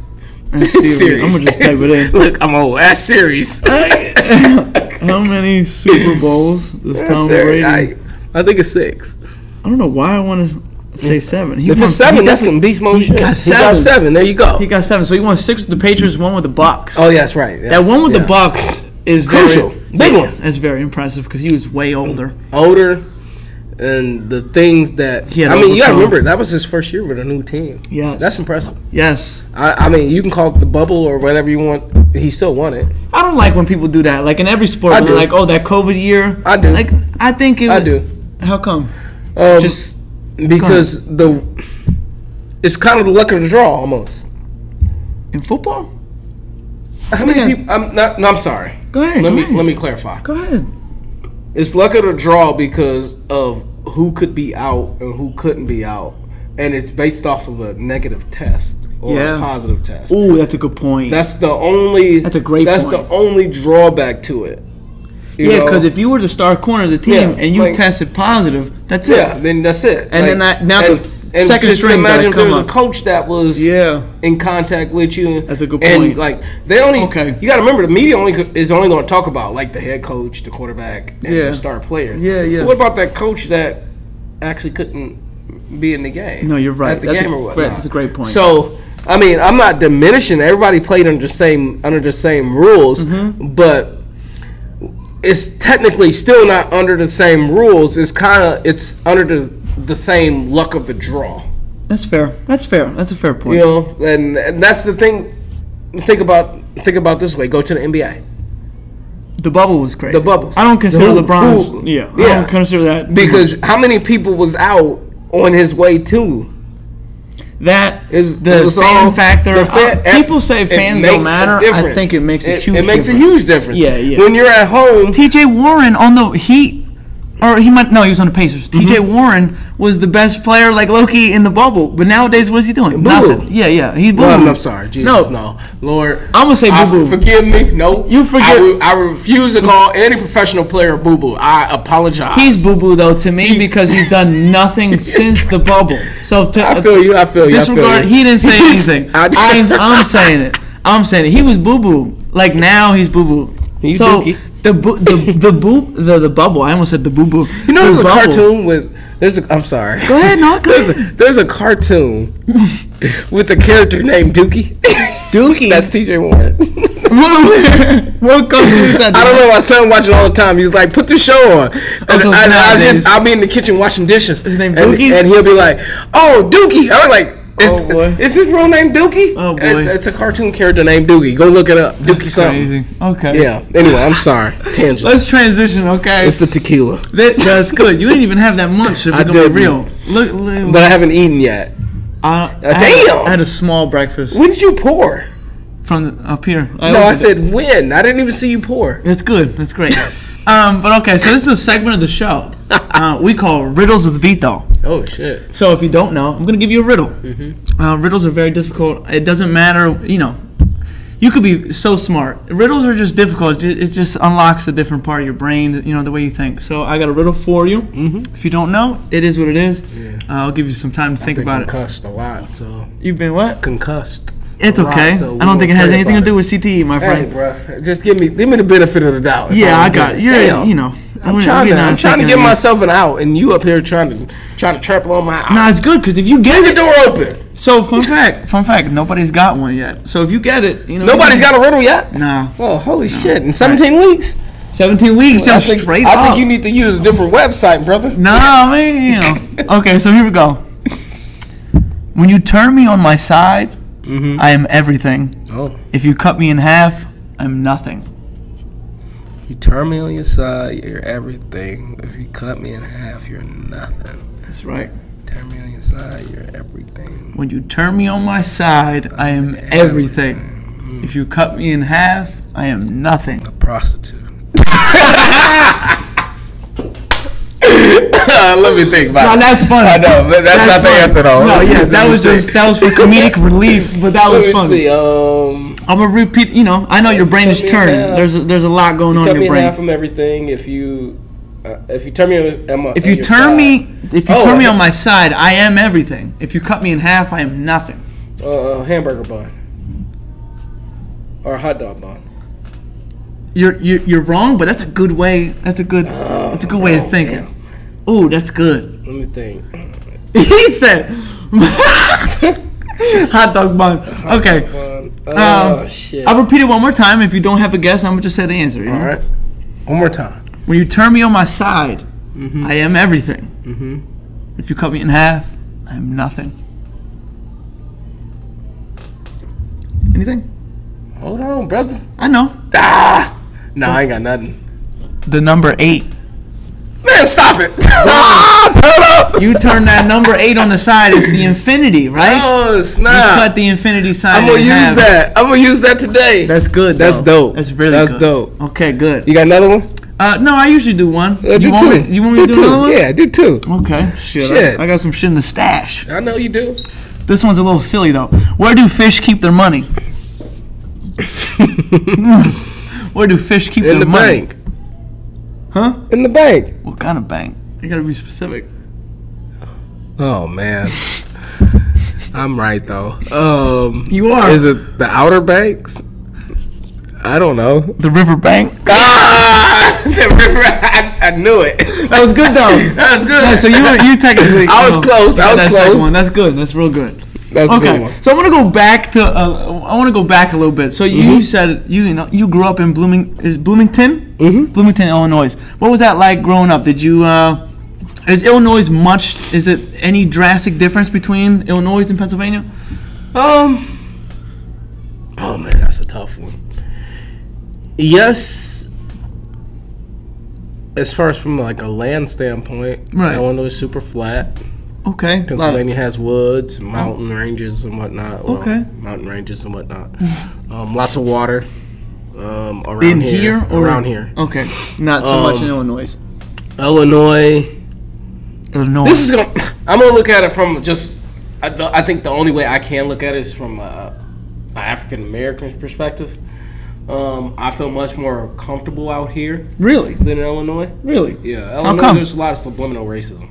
A lot of subliminal. Wow. And I like it out front like it is out here. Like out here, you got the guys driving around with the Confederate flag and shit. Yeah, it's a damn shame. People are really honest about like their position, and as a minority, I really don't mind that. I do because I hate that. I know. I mean, I hate to see it. I hate to see it. It makes me feel uncomfortable because I'm like, yo, this is all right, but yeah, it's 2000. You would think 2022. Put that shit in 10. It's over. It's a new day and age. That's how I feel. It's better than growing up in an era where it's there and they don't want to talk about it, but they're gonna treat you like shit. So here, not so much. Is what you're saying. Here, you get it direct. But you're also more grown, you know.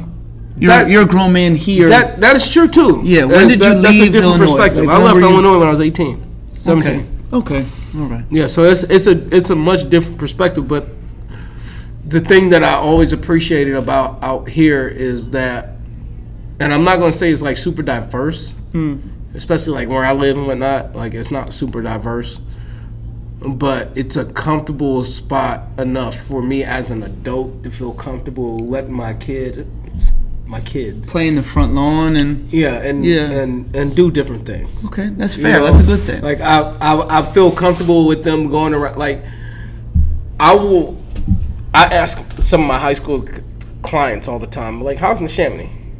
And they'll be like, some of them be like, it's racist as fuck.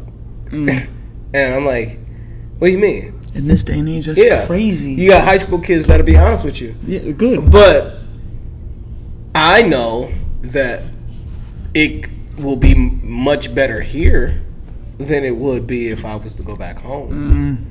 Because back home, it may happen here. Back home, the counselors is basically telling you dumb, and they're trying to throw you in those classes. You know what those classes are, the ones that you only see them at the end of the day and the beginning of the day. You don't see them during the day.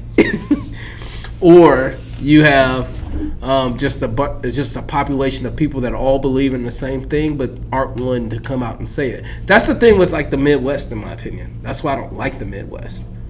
It's one thing to believe and have a belief of what, I mean, and stand on what you believe in. It's another thing to cloak it behind like smiles. Yeah. And all the other stuff that come with it. I like it when it's just like, why you here? Yeah. Like, I like it. I like that. So, and I don't mean to go. Well, I do mean to go racial, but it's a real thing for minorities, especially minorities of color, because we never have the opportunity to pass as anything other than what we are. It's the only thing I hate about, not the only thing. It's one of the reasons I hate this country. No, is the fact that we can't get over that. We can't get over it. I thought we got over that with, Nope. We didn't though. No, it made it worse. So what I not it. So but someone made it worse, but not to go political. Yeah, we don't need to do that. Yeah. When I work in a nurse home, so like the people that I have to work with, they lived in that time where people had to use separate water fountains. Yeah. Specifically, and it was normal. it was what you were supposed to do at that point, which was very disturbing. Like when you talk to them, they're like, oh yeah, like it was normal. Like they say that very nonchalant. Like nonchalant, yeah. Yeah, it doesn't make any sense. Like what are you doing with the color boy? A specific person. I'm not gonna get too. She had a political kind of. Her job was political. Mm-hmm. She got sent to jail for a couple days because she cared about black people. Yeah, I wouldn't doubt it. And her stand, like she was in that position, and they didn't like her stance. Yep.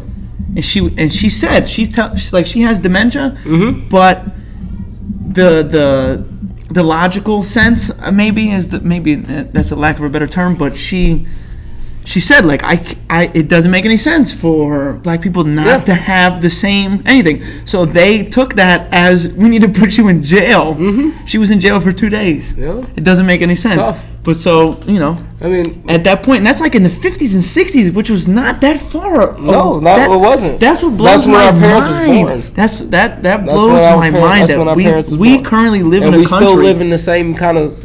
Yeah, it's just more in the back scenes. Yeah, like before it was on Front Street. Like there's more rules. Say that again. There's more rules. More rules. There's more rules that you have to follow to actually perpetuate that onto. Perpetuate to actually push that ideological view on someone. Okay. So there's more red tape. It doesn't mean that it doesn't exist. No, that's a good point. It's just more red tape now. Yeah. And that also gives people the license to actually see it and say, oh, but, and it's like, no, there's no but. If that was you, there's no but. There's no but. Yeah, there's no but. They're just trying to base it off of the red tape that surrounds it. The law. So we're the United States, but to me, we are the divided states of America, because still in this point, I don't want to get too political. We're going to just dead this after that. Yeah. But we are so divided, it's unbelievable. I know you want to dead it, but I will just say this last thing. We are, like, we spend all this time talking about, and I'm not trying to diminish it in any way. We spent all this time talking about Iraq,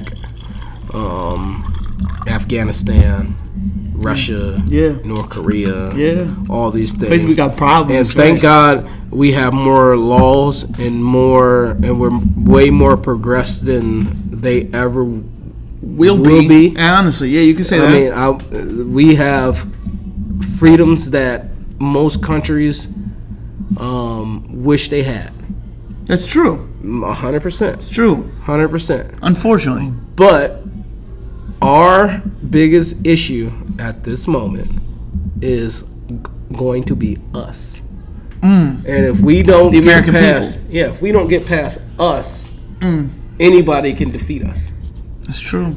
Countries are just sitting there waiting for us to just start fighting. Yeah. Because it's coming. It is coming. It's coming. It's really, and it's not just a racial thing. It makes me ideals uncomfortable to think about that we are on the verge of just total collapse, low key. Yeah. Why can't we just fucking have a conversation and talk? Why does it have to be liberal and conservative? Yeah. Why can't it just be, all right, this is my idea, this is your idea, we can come together. Me in the middle. It's like a fucking marriage. No, it is, right. But there's no, like, in the middle. In a marriage, I'm not married, you're married. You have to meet at a middle ground. Yeah, you have to meet in the middle ground. And these two parties, there's just, you think that way, I think this way. Nope. And once something happens, watch, like, a mass shooting happen. The saddest part about it, besides the obvious, the loss of the life, obvious loss of life, and the probably avoidability of it, or you could just have a conversation. Is how I feel.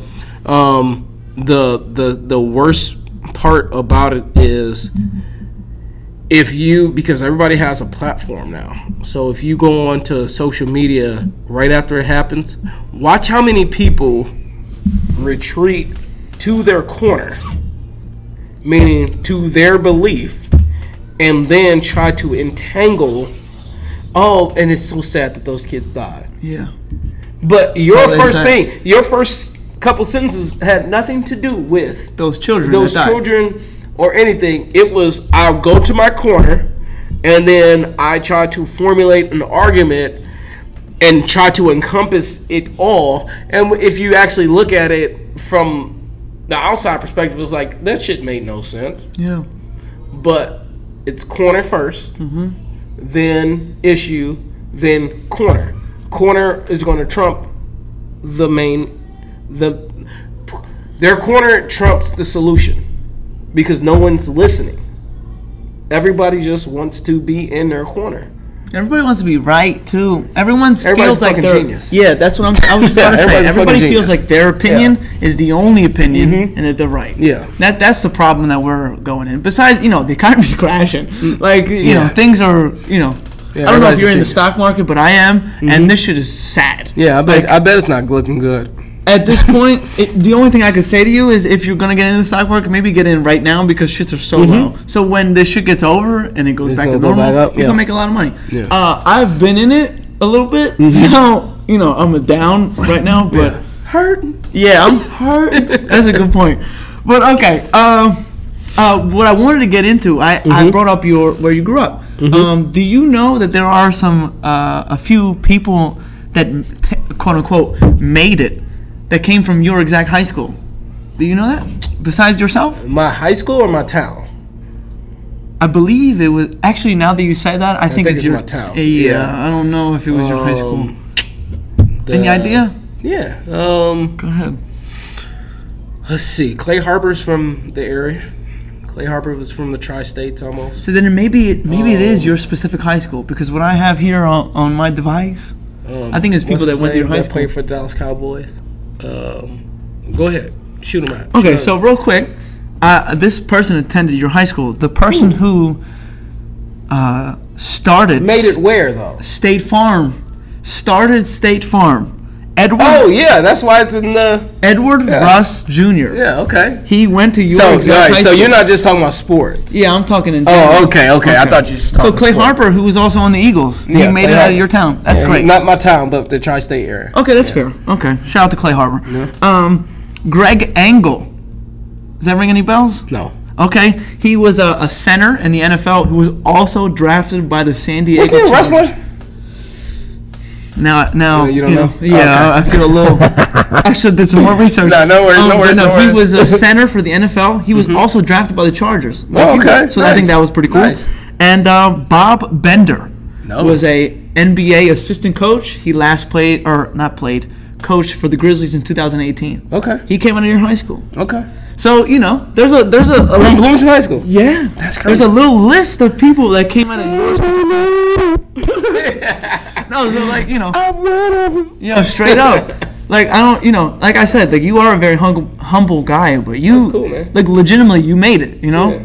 Like when I was a kid, I had a dream of being a professional soccer player, but I figured out that there's a lot of politics specifically in soccer. You need to know specifically. So I don't know if it's the same kind of thing with professional sports outside of soccer, but you made it. Like you legitimately. I did that. You did that. I did that. You were in those locker rooms. Yeah. You were in Yeah. But okay, so we're gonna progress into a segment that we call Bueno or No Bueno. So what this is I'm gonna give you two options. Good. Yeah, good or no good. Okay. So I'm Italian, but I think it's just funnier to say the Spanish way of saying it, bueno or no bueno, because if I say bueno or no bueno, it's not the same. Yeah. So here we go. I'm gonna give you one thing, and you're gonna say if it's bueno or no bueno. But if you're really fond of it, you're gonna say super bueno. Okay? Mustard. Bueno. Okay. Yeah. Okay. Bueno. Scrapple. No bueno. I don't like it. I had it once. Yeah. And the way I had it cooked. Oh. I didn't like it. Man, see, that's how you know I'm country. Go you ahead. said scrapple. Yeah. What'd you think? talking about the food. I'm thinking Scrabble. The game? Okay. Yeah, no, not word game. Oh, okay. The meal. I never had it. Breakfast never had it. Okay, I had it once, and the way I had it cooked, it. I don't know if I had it cooked the way it's supposed to be cooked.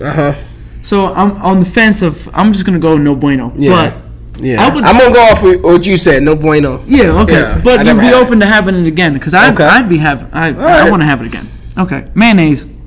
Bueno. Very bueno. I had a guest on the show. Shout out to my man Dan. He said the foundation of every sandwich. I agree with that. Yeah, I love mayo. Okay. Delicious. Picking your nose. Oh, bueno. You gotta get that booger out. That's what I'm saying. Can't leave that booger. There's a difference between. I feel like I blow my nose when I feel, pardon me, people, but when I feel like it's a wet booger, I gotta blow my nose out there. But if I feel like I can grab it, I'm grabbing it. Sometimes them wet ones feel fun to play with. You been trying to get that mother. Yeah, like come on now, let's be real. You be in the car, looking over like hoping another car don't pull up while you doing it. I do it all the time. Praise the Lord. I like it. Praise the Lord. Okay. Going commando. Oh, very bueno.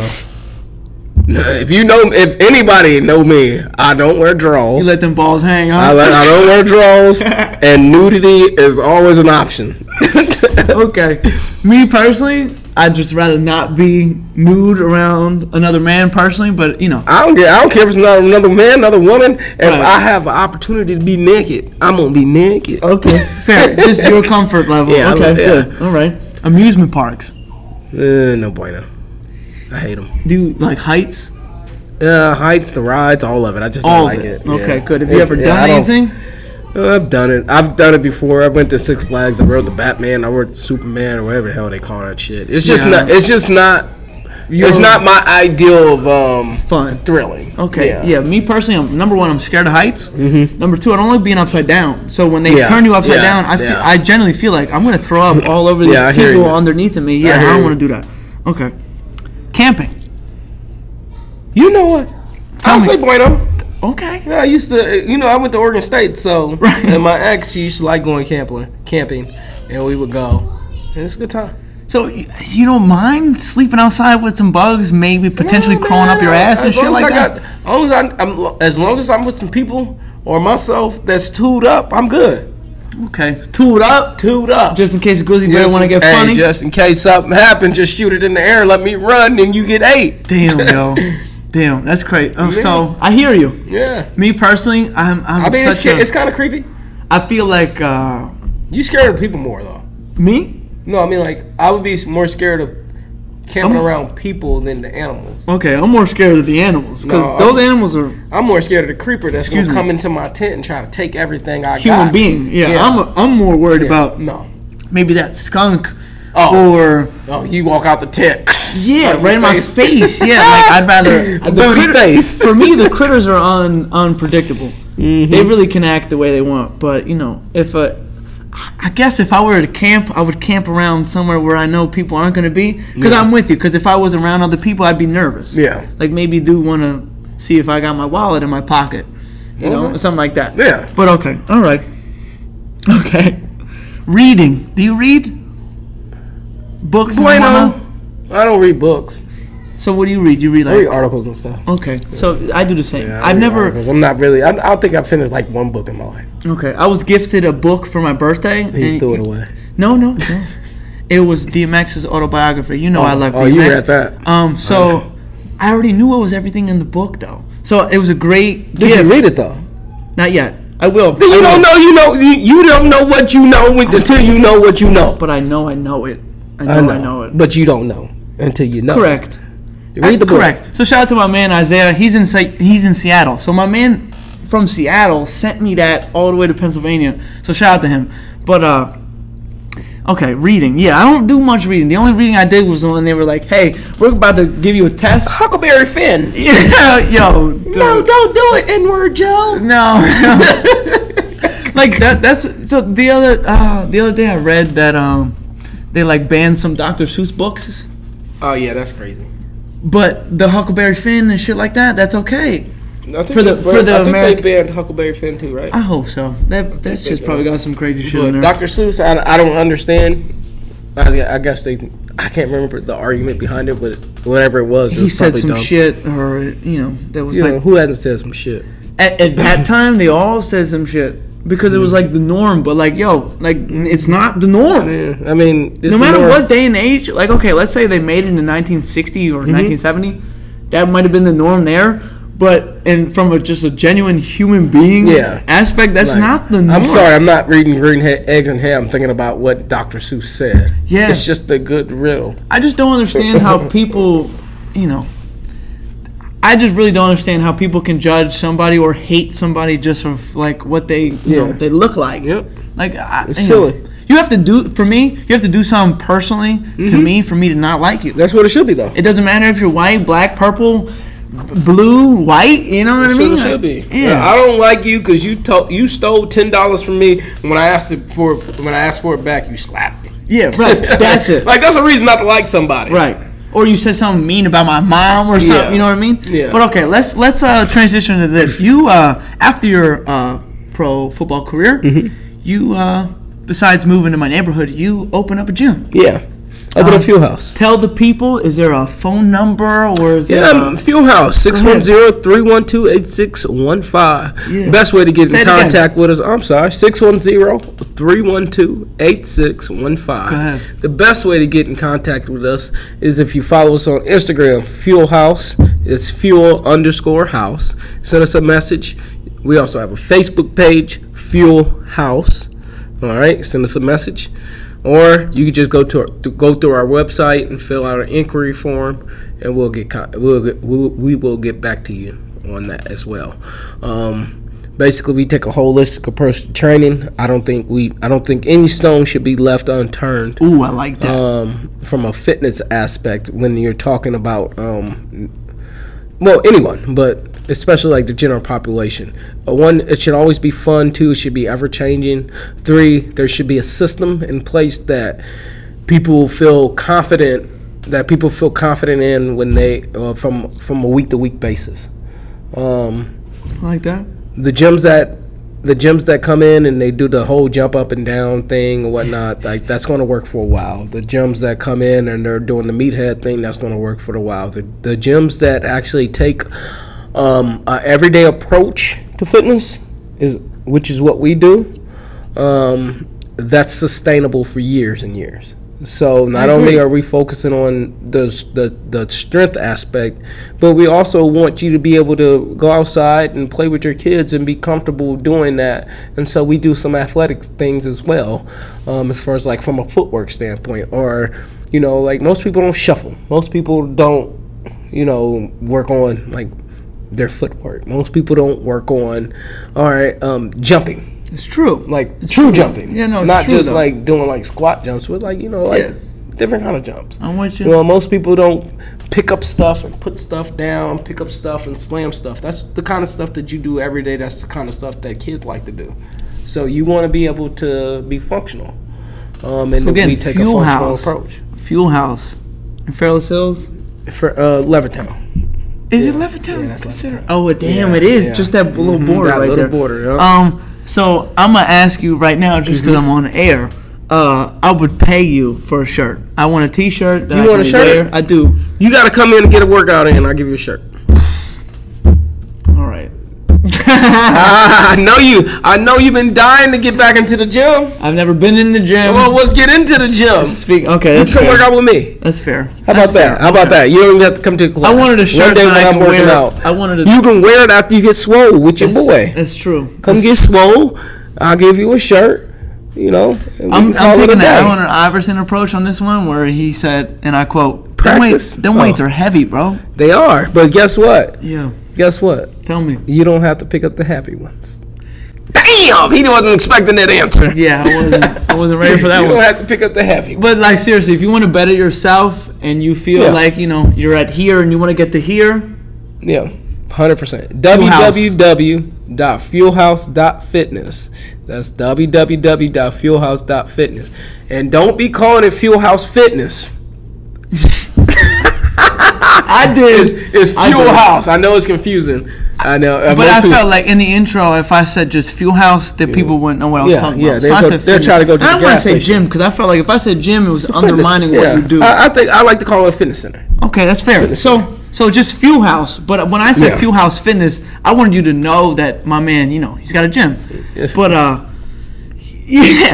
so did you peep how I read exactly what's in the website? Yes, I did. I was like, damn, he was on the website. I was like, he went to the website. Turn up. But it describes exactly what you're gonna get. Like you are gonna get exactly what I said. Yep. So 100%. So do that if you do want to better yourself. You should at this point in the age. Mm-hmm. But okay, so what What made you? You said from the beginning that you wanted to start a gym after your career.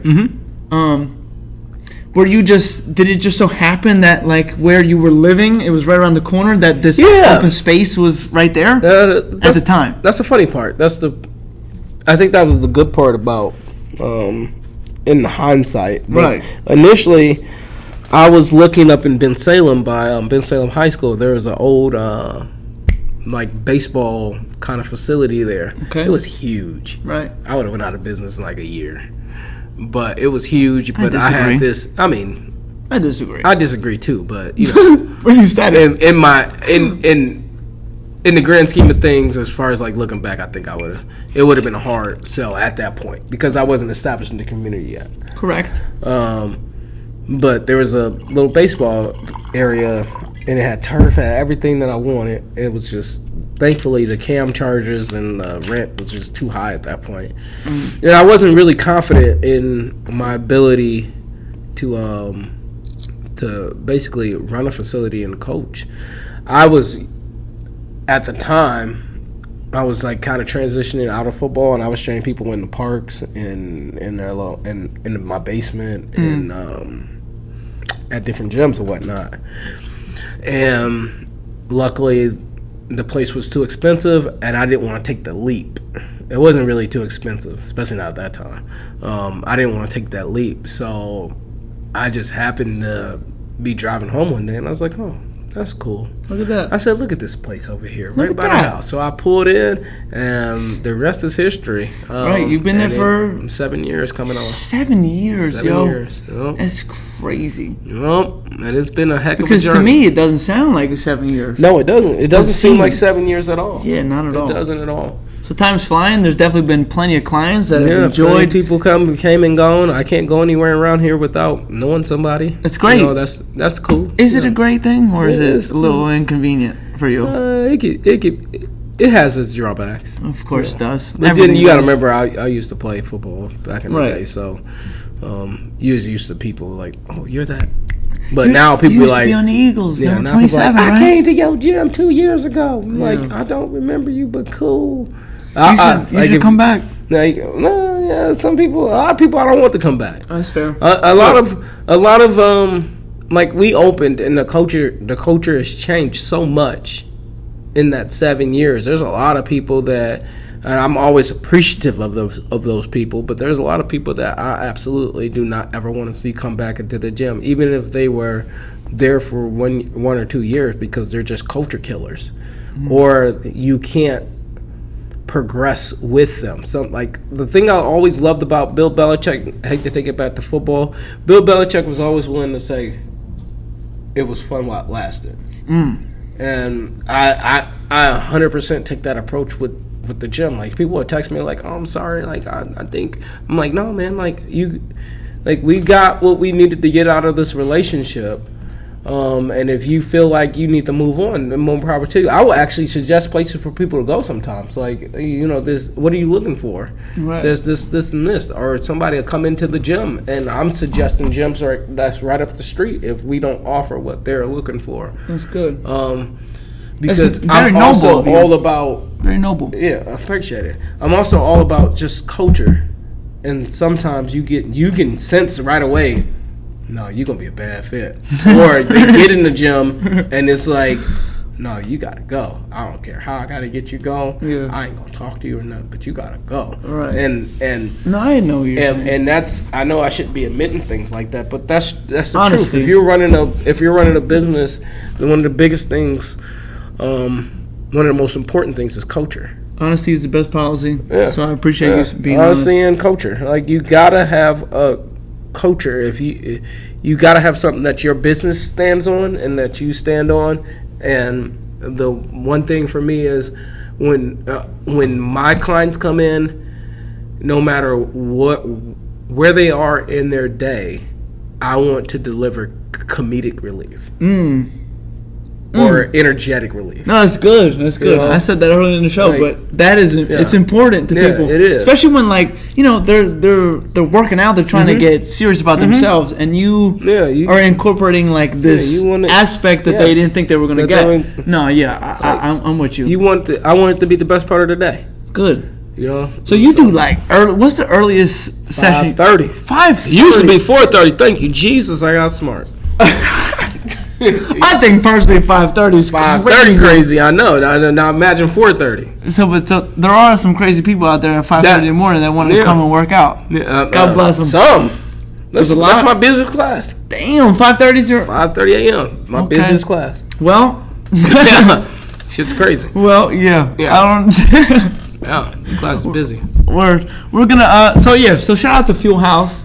You know, this is unofficial sponsor of the program. Yes, there's a hat. My man's got the long pants. Excuse me. I would stand up, but I might fall down. Yeah, don't do that. I'm gonna hold you up. You got the shirt, the pants, the hat. Yeah, go to Fuel House. It's the best fitness center around. That's what I'm gonna say. It really is. So we're gonna end this podcast with a segment that we call 50-50. So if you don't know, I'm gonna give my guest here, Brandon, two options. You just pick one or the other. Okay. If it's really that difficult for you, you just it ain't that deep. It ain't that deep. Facts. Right? So we're gonna go coverage or zone. Excuse me, zone or man?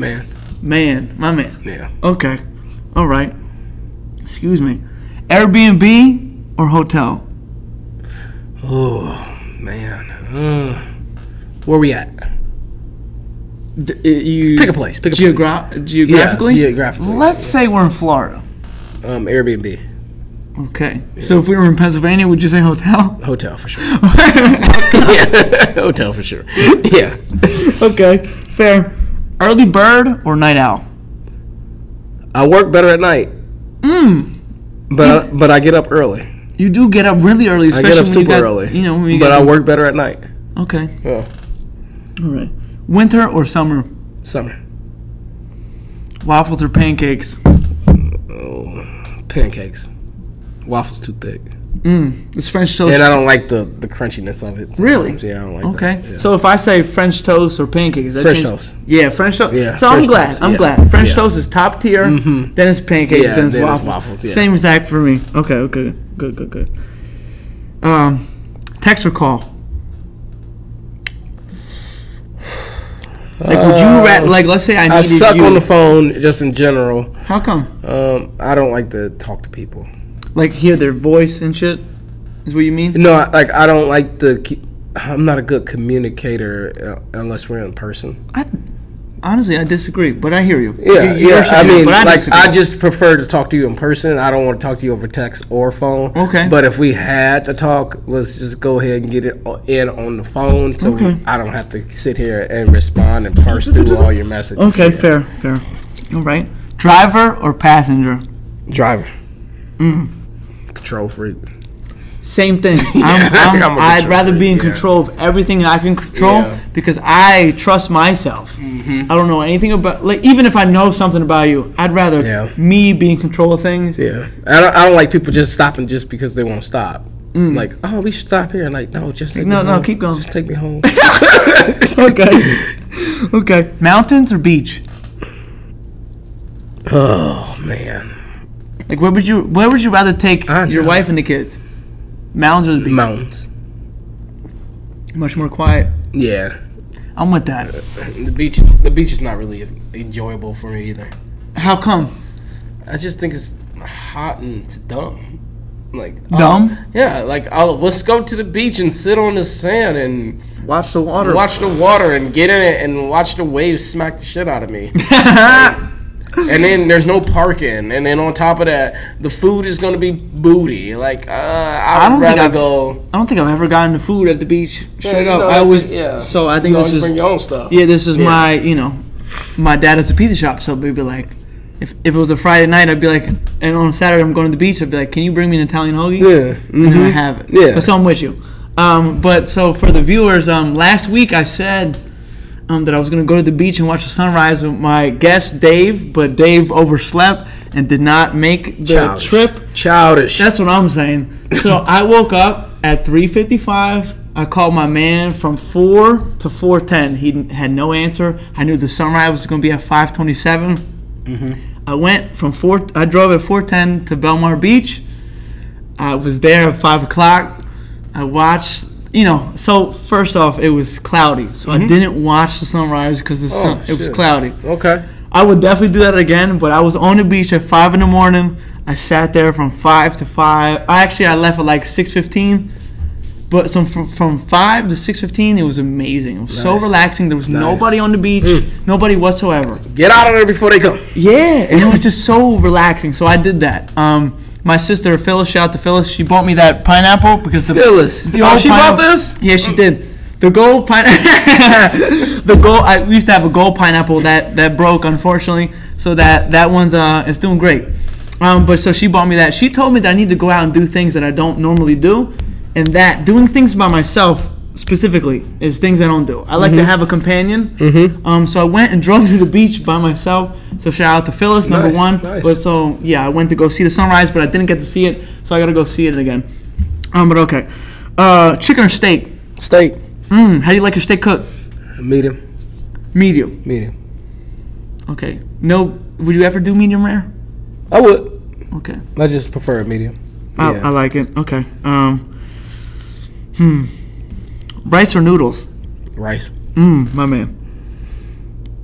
Flats or drums? Oh, definitely flats. We talking wing. Oh, you said definitely flats. How Definitely come? flats. Tell me. The drums is just, it's just not as tender, in my opinion. It's just. Pause. There's more meat though, right? There's more meat, but it's just not it's not a good bite. But isn't that what you're getting? Isn't that why you're buying them? Is you want? No, I want meat? I want the bite. Okay. I want the bite. Okay, so you're going flats. Yeah, I want the bite. Blue cheese or ranch? Ranch. Blue cheese is disgusting. Yeah, I know. It's the first time that I've ever felt disappointed, but it's okay. We're gonna move forward. Sauce or gravy? We're talking so look, before you answer. I already know the whole debate. And I'm glad. Look, man, I'm African American. Gravy is brown. Sauce is bread. So he's got it. It's only because of my experience, though. But he's got a. Oh, okay. Just off your experience. Yeah, like I'm. So it sounds like you have a working brain. Gravy is brown. Yes.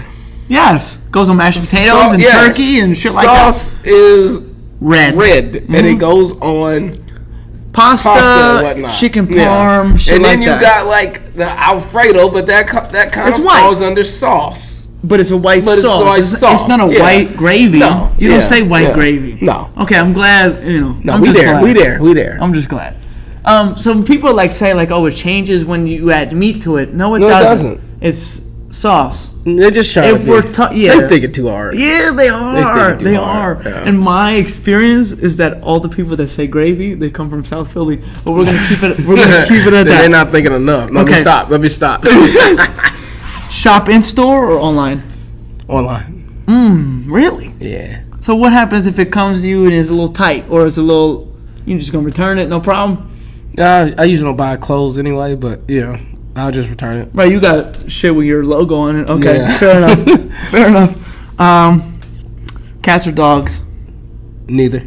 No pets. Please, God. Do you still? I still have a dog. The boxer. Yeah, I still have Axel. Yeah. Because I know. Still have Axel. Romeo. Unfortunately, the one ran away, right? Yeah, he went somewhere. So, somebody was calling him. Yeah, and he ran away. I mean, I'm sure I like to think. great. I'm about to say I like to think he living a dream. He was a charmer. Yeah, he was. Romeo was his name. Yeah, he was a charmer. Shout out to Axel. Yeah, I know your wife's a little upset because that was her dog, correct? Yeah, well, both of them her dogs now. No, once I had kids, I gave up on the dogs. So you were the kids, the dogs. Look, I take care of the kids, and that's all I want to take care of. I do not want to be cleaning up poop from a dog. I'm sorry, I just don't. Yeah, it's kind of crazy. Yeah, I love dogs, but yeah, I've never owned a dog. I'd rather pet them. Huh? I'd rather pet them than own them. Like if it was my dog. Yeah, like, hey, how you doing, little Buster? All right, get away from me. Nice to meet you. Yeah, you're such a good boy. I don't want to own it. Okay, fair enough. Okay, and this is the last question for 50-50, and this is how we're going to end it. I really want your opinion here. Excuse me. Loyalty or respect? Oh, loyalty. Okay, elaborate. Please. You don't have to respect somebody to be loyal to them, in my opinion. Or you don't, like, loyalty involves amount of commitment that just because someone respects you doesn't mean that they're going to be loyal to you. Like, I can respect you and not be loyal to you. Correct. Right? Loyalty is saying, no matter the circumstances or what's going on, I'm with you. I'm there. You know, I'm in it for whatever reason that they are on the boat with you for. They're on the boat with you for, and they may not like you per se in certain venues. They may not like you in certain situations. They may not like the way you chew, but they're loyal to you. Respect comes and goes. Yeah. So that's a nice little twist. Respect does come and go. Respect can come and go. And just because you respect somebody or respect something doesn't mean that you're going to be loyal to it. I like that. You know, so that's very articulate of you. I appreciate it. Me personally, I do. So in the beginning part of the show, like the first couple episodes, I was saying respect because I felt like with respect there's loyalty already there. But it's not. I have turned a new leaf. What I value more is loyalty, because if you're loyal to me and I'm loyal to you, there's just like different, like you said, there's different shit that you'll do for me and I'll do for you, just versus like just you respecting me. Because I if the question is what would I rather have, I think it's respect. I'd rather have respect from everybody versus loyalty from 2 or 3 people. That loyalty means more though, because when I know you're loyal to me, that puts it here. But respect is given. No, respect is earned. It's not given. Is what I was about to say. They're both earned. You got to earn loyalty too. You do. You got to learn loyalty too. Okay. But if I had to pick between which one I would want have to earn, it would be loyalty. Respect. Like that's real big. You don't have to respect me. You can dislike me.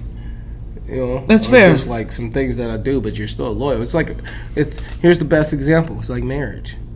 Like I always respect my wife, and she respects me. But shout out to your wife. Yeah, Thelma, hey, what up? But the loyalty is what's important there. Like my kids. Like well, you don't have kids yet, but just think about it from a kid's perspective. Like, I will always love my kids, no matter what. And I think I will always respect my kids, but I don't always have to be loyal to them. Loyalty is true. Loyalty is, but I know you specifically. Yeah. That's not what I'm saying. I'm just saying. I know. Loyalty is what's most important to them, though. Correct. Like, they want that. I don't have to like my. I don't to like my fucking kid to be loyal to him. Yeah, no, you're right. Like I think what's the movie with Denzel, Fences, and he was like, "What law is it that says I got to like you?" Like is basically respect, if you ask me. Like, what law is it that says I have to like you? It is my responsibility. It is my duty. I owe it to you to do the things that I do for you. Fair. That's loyalty. That is, you're right. You're right. And they will, and in the long run, they will appreciate that than me just being like, "Oh, I like you, and let's go have fun and do things." Like, no, you was loyal to me even when I was a jackass. No, that's fair. Even when I was great, you were still loyal. You broke that down very well. So with that, we're gonna end this podcast. I appreciate everybody who's listening, everybody who's watching. What you should do is, if you want to take your fitness serious and you care about your well-being, you want to better yourself, go to fuelhouse.com. You can go on Facebook, like you said. You can go on. Do you have an Instagram? Instagram Fuelhouse _. I'm sorry, Fuel_house. Yeah, I was about to say. I think So Instagram, Facebook, same thing. Follow us. Yeah, follow them. Message them. Like, my man is ready to help. That's all. Always. So do the thing.